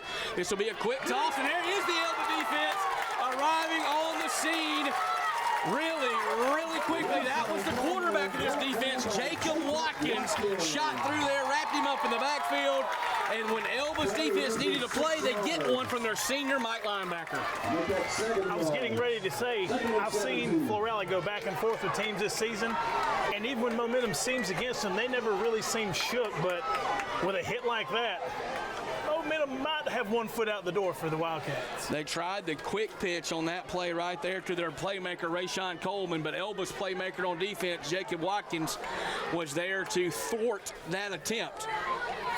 Gage Davis now will take the quick pattern, and they got room out to the outside. Dragging tacklers up to the 35-yard line is Grayson Wright. That's the other running back, the H-back receiver type guy, and they try to slip him out in the flats multiple times. We saw him go for a long gain earlier. He's there open a lot of the time out in the flats. I believe that's Grayson West. West, yes. Yeah. Grayson West. But he's been, it seems when no one else is open, he's open. It's like Chad Ochocinco. He said, Ocho, when you open? He said, I'm always open. I'm like 7-Eleven, just throw me the football. 3rd and 5 for Florala from their own 35-yard line. This will be Davis. Pulled it down and will take a sack.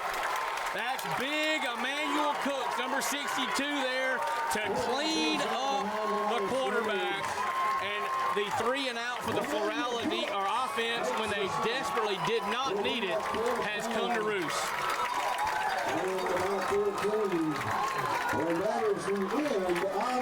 The end of the third quarter of play, and big momentum is all on the side of the team dressed in gold. It is now Elba 27, Florala 24. Come on back for the fourth quarter here from Macwood Field at the Friday Night Blitz. Fourth quarter time here at Macwood Field at Tiger Stadium, where Elba holds a 3-point 27-24 lead over Florala. Punt time for the Wildcats. Mo, Elba cannot rough the punter like they did last time. Yeah, they hit McMeans pretty. It was a touch and go play. Loopy snap. They're going to think about faking this ball. Now they got him stuck in between two things. He'll drop it and kick it. Gives off a pretty good kick. It's a direct line kick to Henderson. That's not the man you want to give it to. Henderson's down to the 25. He breaks free. 10, 5, touchdown Tigers. But hold the phone. A flag at the 35-yard line. I believe the blindside block is going to come back into play. The blindside block away from the play. I saw it out of the corner of my eye.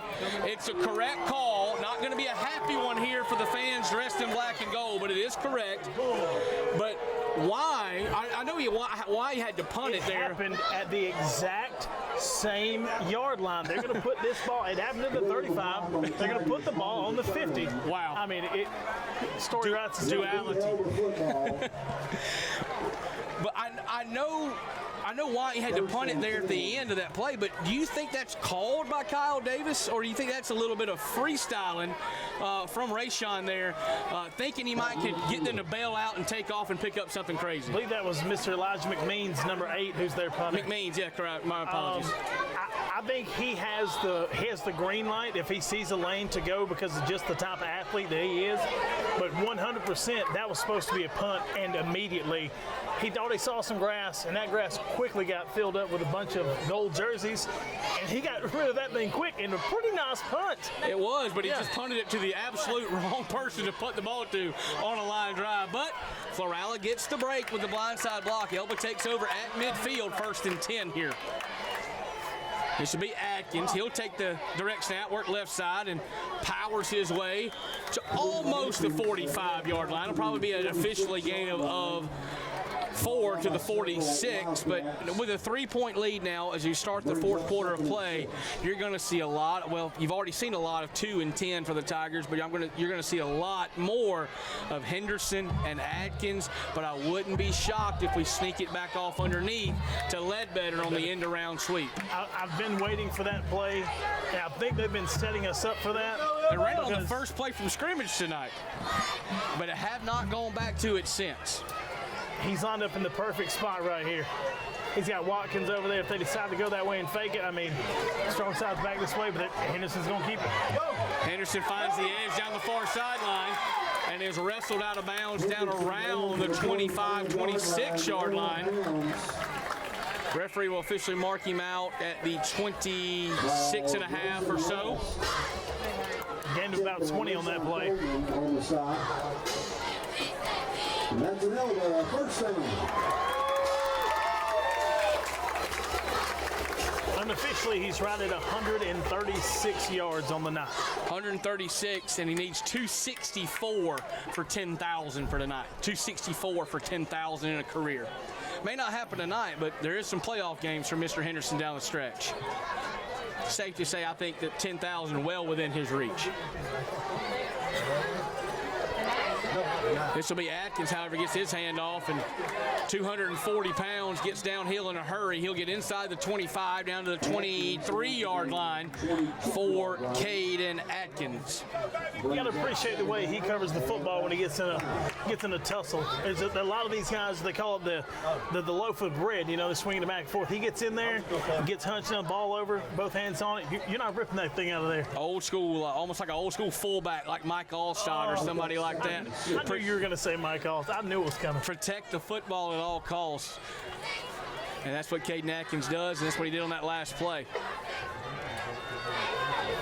Traditional Tiger set. Oh, I think they were going to hand it off to Atkins, or excuse me, not to Atkins, to Watkins underneath on the end around sweep, but it was Henderson had that ball fall out of his hands, and that will go against his rushing yards for the night, but he's well above the state record.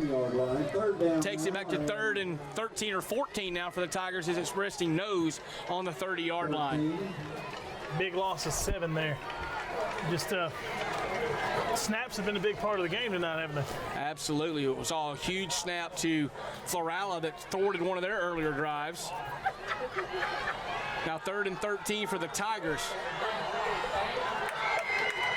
This is 4-down territory, no doubt about it for Elba. This will be Atkins.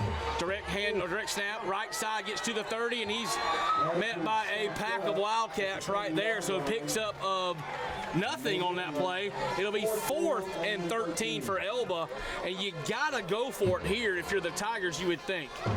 What play call do you have in your book for a 4th and 13? Well, in this unbalanced single wing, probably not many, but there is one that I haven't seen Seaving go to tonight. Haven't seen it a lot this year. He has a play where it's a spin pass where they'll fake it in the backfield, and all 3 receivers will release. I saw them run it last year against Maplesville in the playoffs. They had 3 guys running wide open by themselves. Might be a spot for it here. Instead, it'll be Henderson that works left side, and he's not going to get anywhere close to a first down, and we'll give the ball back to Florala. I understand feeding your guy in that situation, but I'm not sure about that one, Mo. That would almost seem like they conceded and just gave it back to the Wildcats. I don't know how you make that call in this situation. You ran it right up the gut with one lead blocker. They didn't even have their normal set in the backfield here. They didn't try to sweep it outside and use that. And they had the wide side of the field going left, and that's where they have their power set up at. And they try to run up the middle into a Florala defensive line who has been chewing them up there all night long. Absolutely. Mark Seaving calling the plays, the head coach, so he's won a lot more football games than you and I ever will, so I'm not going to question him too much. I'm going to let you ask him about that after the game, if you don't mind. So, turnover on the downs. Ball now at the, can't tell if that's the 27 or 28 officially. It's across, I think it's on the 20, we'll call it the 27 for argument's sake. Looks like the 28 over there. Okay, 28 then. 28-yard line. Bobbled snap again. Shovels the ball out to Rayshon. That play almost was a lot worse than what it wound up being, as that once again the snap is a big story. We mentioned it earlier on both sides, and now a timeout taken by Florala. 8:06 to go in the 4th quarter. They decide to burn one right now and calm everybody down on a 2nd and 12 play coming up. Just your thoughts now with 8:06 to go. I believe, and I'm going to have someone check me on this, I believe that's their 2nd timeout already they've taken. They took one earlier to discuss a matter on that side. So they only have one remaining in this ball game. We have, a little over 8 minutes left to go? 8 minutes left to go. Scoreboard says they have 3 timeouts. That's not even close to being accurate at all. So at this point, I feel like they're going away from what's kept them in this. If, in my opinion, they want to matriculate this ball down the field, they're going to have to sling this ball around. Absolutely. Yeah. That's where Elba has shown their biggest weakness by tonight. far, the best thing Florala has done offensively is let Gage Davis throw the football, particularly rolling the pocket, letting him buy some time for his guys to get downfield. We've seen McMeans come up with a couple of huge catches. Noah Bryan. We've seen Noah Bryan catch the football for him. Grayson West, and by just rolling out of the backfield, leaking out of the backfield. They're going to have to put the ball in the air. That's what they've done best tonight. But also recently we've seen this Elba defensive front hounding Davis in the backfield multiple times. 2nd and 12 for Florala. They will roll the pocket. Now throw it back short. Almost intercepted by Gerard Henderson. He was looking for Elijah McMeans on some type of tunnel screen. He showed the big linemen that were working their way out to the short side. Anderson read it beautifully. And if he's about 1.5 inches taller, he's bumping his head on the goalpost with a pick 6. 100%. You got to wonder if at this point in the night, with all these fumbles and the mishandles, mishaps, is the humidity in the dropping in temperature is beginning to affect the interchange between the center and the quarterback. I'm sure the football's a little damp out there, ain't no doubt about it. 3 wide receivers to the wide side of the field for Davis. Has his snap and is looking. Fires across the middle. Intercepted Tyson Davis at the 38-yard line. He comes back to the 25. Spins off a tackle. 20. Drug down at the 19-yard line. Tyson Davis, a freshman, with a huge play in the fourth quarter for the Elba Tigers. You got to love it when the young fellas step up when they need to, man. It's, you know, everyone says they have the next man up system. I don't see it a whole lot, but when you've been running both sides of the ball all night, sometimes you got to get a guy to get in to get you a breath, and he just happened to be breathing directly in the line of that pass. Excellent route run. He ran the route about as good as the wide receiver did. Yes, he did. Huge play from a young man that is has a very bright future. You talk to Mark Sieving, he likes what he sees from Tyson Davis. Probably has never liked him any more than he does right now. 7:50 to go in the ball game, and Elba has it inside the Wildcat 20, trying to add to their lead. Henderson left side, he's got running room, breaks a tackle, and goes head over heels, cartwheeling inside the 5, and they'll mark him down at the 5-yard line. First and goal, Tigers, with 7:44 to go. A touchdown here is not good news for the Florala Wildcats.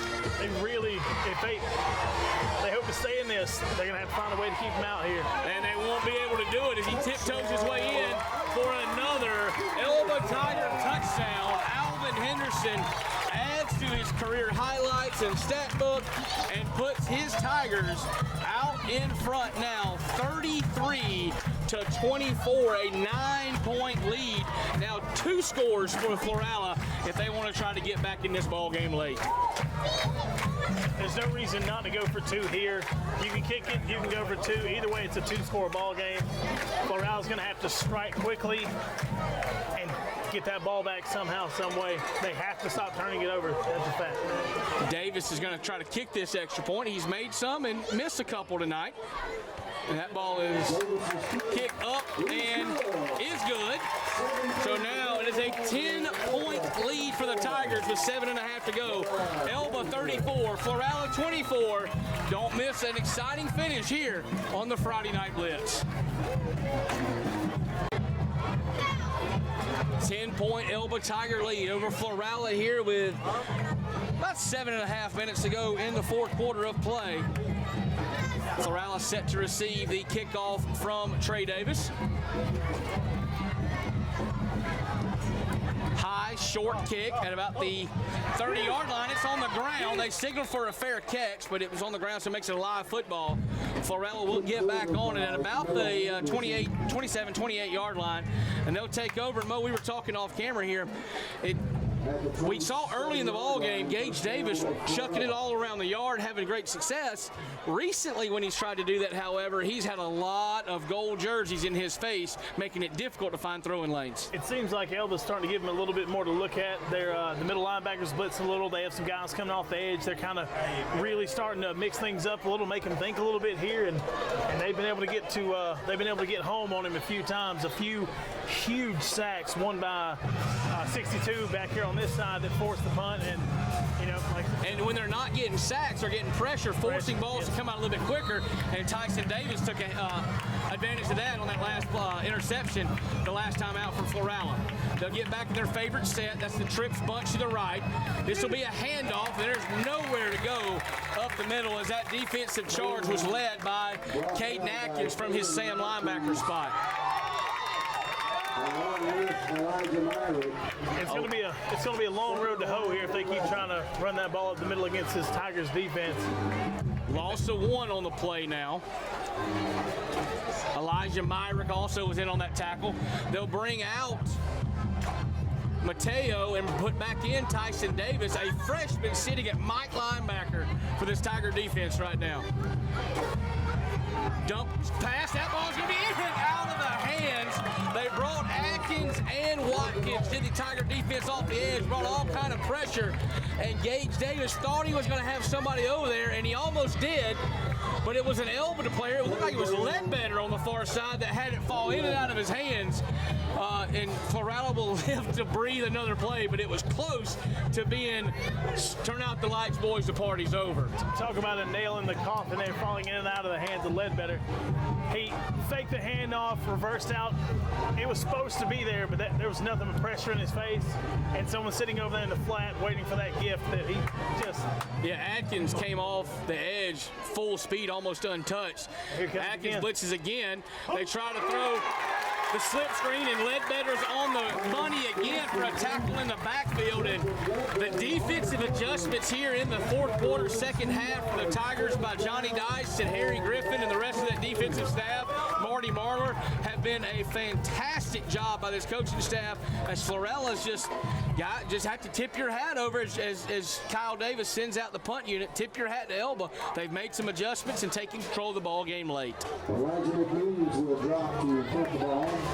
McMeans will go back to punt as the clock is in 6 minutes and change and rolling. We'll be halfway done with the fourth quarter before they even get this ball off. McMeans, remember, thought about faking it before.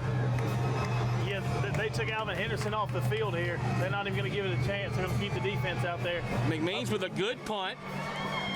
He'll take a Florala bounce inside the Elba 40, roll inside the 35, and the Tigers will take over at about the 34-yard line with 5 minutes and 46 seconds to go in the ball game. Elba leads it by 10 and has the football. Can they hold on here on the C Spire Friday Night Blitz? Elba will take over at the 35. The sticks looks like it's almost on the 35. I don't know really what to call that officially. 34 and a half. Atkins will take this. Atkins gets to the outside. Atkins spins and rumbles his way across the 40, up close to a first down near the 44-yard line. I think he's actually going to mark him at the 43, so it'll be a pickup of 9 for Atkins. Or is it going to be 8? I'm going to give him a firm 8 on that one. 8 yards for Atkins there. I thought he had a little bit more than that. I guess his knee hit before the top half of his body hit as he was spun to the ground. I think we're finally starting to see some of that wear and tear that the 1A football puts on you. Half these guys play offensive, defensive line, the running backs, the linebackers, the wide receivers, the cornerbacks, and at this point, they're having a real hard time stopping that dual threat out of Henderson and Atkins. Henderson right side. Now up the middle, runs his feet. That's just good, hard, old school running from Alvin Henderson across the midfield stripe, almost to the 45-yard line. And he continues to add to his state record an inch closer, 160 yards on the night for Alvin Henderson when he lines up for a playoff game in a couple of weeks here at Mackwood Field at Tiger Stadium. He'll need less than 100 to be the first running back in Alabama history to have 10,000 yards for a career. Absurd, crazy number. Mo, just so you, trivia question for you, who is the all-time leading rusher in the history of national high school football? As Atkins will take this carry over left end. I want to say a big name, something like Derrick Henry, maybe. King Henry is your all-time leading rusher in the history of high school football, and I think his record is pretty safe, as Henry has 12,144 yards rushing for a career. 12,000 yards rushing. When you're 6'3", 251 pounds, and you run the ball like a young gazelle on the Serengeti, it's really hard to stop you. This will be Henderson takes the direct snap. Look like Florala jump. Not going to matter, however. Henderson turns the corner, and Alvin Henderson is gone. Touchdown, Elba. No flags on the field. And he's now at 203 yards on the night. He will need 63 yards to break 10,000 for a career tonight. Just that quick. Mo, I see you looking over here. What can you say other than wow? I mean, did you see that? There was nowhere to go until he decided, yes, there was. He put his foot in the ground, got outside, and there were 3 guys that had excellent angles on him. But when you run 22.3 miles per hour, the angles kind of just fade away. Davis's extra point's going to be no good. We mentioned how he was struggling with those earlier. Not going to really matter now as Elba leads it 40-24 over the Florala Wildcats. 3.5 minutes to go. If Elba gets a quick stop and they get the ball back, could we see about 60 more yards or so in the tank for number 2? Easily.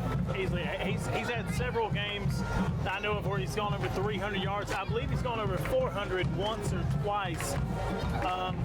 With the Florala defense beginning to dwindle a tad, I don't think it's out of the question for him to accrue another 57 yards on accident. Like he just did on this last 43-yard rush where he went in untouched by a lot of people who should have been able to get a hand on him. He needs 264 to become the first Alabama high school football player for 10,000 rushing yards. He currently sits at 203, so that means he needs 61 more yards tonight to put himself all alone, even more so in the record book. The 203 is unofficial. We're going to give or take 5 yards on that, but a firm 65 yards and he's there. Inside the 20-yard line, fielded by Florala, trying to find the corner. He'll do so at the far sideline. He's to the 45, up to midfield, into Tiger territory. Florala not going to roll over and quit here, down 3 scores late in this ball game. They want to show they got some fight left in them. I believe that's the freshman Bradbury who's been acting as the kicker tonight, but I don't remember him kicking a lot during the season. I believe there may have been an injury. We might have to check in with Coach Davis on that one. But there's been a lot of squib kicks and there have been no extra points tried. That tells us something up here. Absolutely. Florala takes over officially, 1st and 10 at the Elba 49-yard line. Wildcats trail 40-24, 3 minutes 22 seconds to go in the ball game. Are we still at just a 2-score ball game right here? Is that 40-24, 16-point ball game, so it's not out of the craziness of possibilities. Davis looking. Davis going to go down. Tiger defense led by Emmanuel Cooks once again. Don't know if he'll get full credit for that sack, but if he does, that's number 3 for the nose guard tonight, Mo. As a former nose guard, I mean, I'm over here just weeping. Tears of joy for big man there. Absolutely dominant up front. You know it's not a good look when the quarterback's down and you have 3 offensive linemen turned around watching him on the ground. It looks like Florala is gassed, right? We've seen Johnny Dice, defense coordinator for Elba, dial up some pressures. That was just a straight-up 3-man rush. 3 beat 5 for Elba in that situation. And once again, they had a meeting at the quarterback. Actually, 3 beat 6. They kept Rashawn Coleman back to help block as well. Davis spins out, finds West out here in the flat. West will spin off a man, gets right to midfield before he's pushed backwards. He'll get forward progress to the 50. But no more than that, as there's now 2 minutes and 18 seconds to go in this one. 2-score ball game. Florala, if they want any type of shot of some kind of craziness, magic, they got to go 50 yards to the house. In not a lot of time. They've got to score and score now. They have to get one of these onside kicks back and make some miracles happen. I'm pretty sure they may have 1 timeout left. They may have none. Like they've used them in some strange places. This is Davis still looking, and that will slide down, and awkward slide there for the young man as he had 2 guys on top of him as he tried to slide. And it'll bring up 4th down. It looked like he was attempting a slide, but contact was made prior to him sliding, so the contact that went through the tackle is not going to draw a flag on this instance. But he did kind of come up a little lame there, didn't he? And he's bent over on his knees at the 45-yard line as he stares over to his head coach, offensive coordinator, and dad on the far sideline. 4th and 8 for Mentioned that Florala. Rayshon Coleman's been the quarterback there for a few years, but this really isn't the time to put your gunslinger on the bench. This is Davis, rolls out, he's under all kind of trouble, looks for Coleman and not gonna find him, and that will be a turnover on downs and will go to the Tigers. There was a lot of contact at the quarterback, but no flag gonna come in, and Elba will take over on the turnover. Pressure once again by big 62 and number 10. With Florala not having a lot of timeouts, we should see a couple victory formation kneel downs, and we'll see you next week kind of thing here, huh? 59.3 seconds to go, and Moan, we got a little bit of time. I know as he makes his way back out on the field, Henderson's going to get the headlines, as well he should. But outside of number 2, if you were to give out an attaboy or a helmet sticker tonight, who gets it for you as we get ready to put this one on ice? You got 5 or 6 guys on this offensive line who've traded in and out all night who have absolutely put their hand in the dirt and put their helmet directly in the square Henderson's defensive shoulder pads, who have made way for all these guys rushing the ball.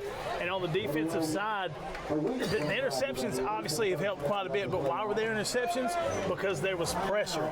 The big fella, 62, Mateo coming up, Emmanuel Hook, and then, of course, Cade Atkins, their D1 signee for Georgia State, has just absolutely wreaked havoc in the backfield of Florida.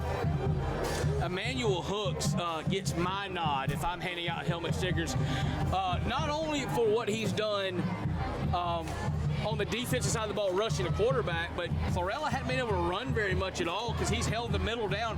He has been a very traditional, as you and I speak up here, we know, and the fans out there probably know as well, a traditional 2-gap nose tackle, stride up over the center, controlling the A-gaps, taking the run game away from Florala. Also paved the way for Henderson on the offensive side of the ball to do what he did. And we mentioned earlier, 3 sacks from a nose guard, that's unheard of in a football game. So my helmet sticker goes to Emmanuel Cooks, big number 62. Yes, sir. I mean, absolutely deserves it. There's no question. This man's played right tackle and pushed his tail off all night, clearing the lane on this side, and then puts on his defensive hat, gets out there, not only stuffs the run up the middle, but applies some pressure along with that. Right. The gas tank on this young man is unlimited. Absolutely. Tyler Reeves, his offensive line coach, Harry Griffin, his defensive line coach, got to be excited what they saw out of the big fella tonight, going both ways and dominating as the clock will roll inside of a half a minute, and both teams will start heading to midfield, and that's going to be all she wrote tonight. Elba's going to win this ball game 40-24 over Florala, and assuming that everything stayed the same in the region, with the Alabama High School Athletic Association playoffs beginning November 7th and 8th, it'll be McKenzie, your region champion. Elba will be your 2 seed. Georgiana will be your 3, and rounding out your playoff teams from 1A, region number 2 will be these Florala Wildcats. And there's a lot going on over in region 4 tonight with some seeding. But if everything holds up there, Elba in 2 weeks will play host to Verbena High School. There could be some shuffling around over in region 4. It could wind up being Atauga Academy, who just made their way over from the AISA to AHSA ball. But more than likely, things happen the way they should. It'll be Verbena coming to Macwood Field on November the 8th. You can't mention this region, this area, without mentioning Brantley. Brantley, for the first time since '96, has missed the playoffs. That's the one time they've missed the playoffs since 1989, my friend. I was born in '88. You can't say enough about that program, but if a program like Brantley is on the outside looking in, how good is this area?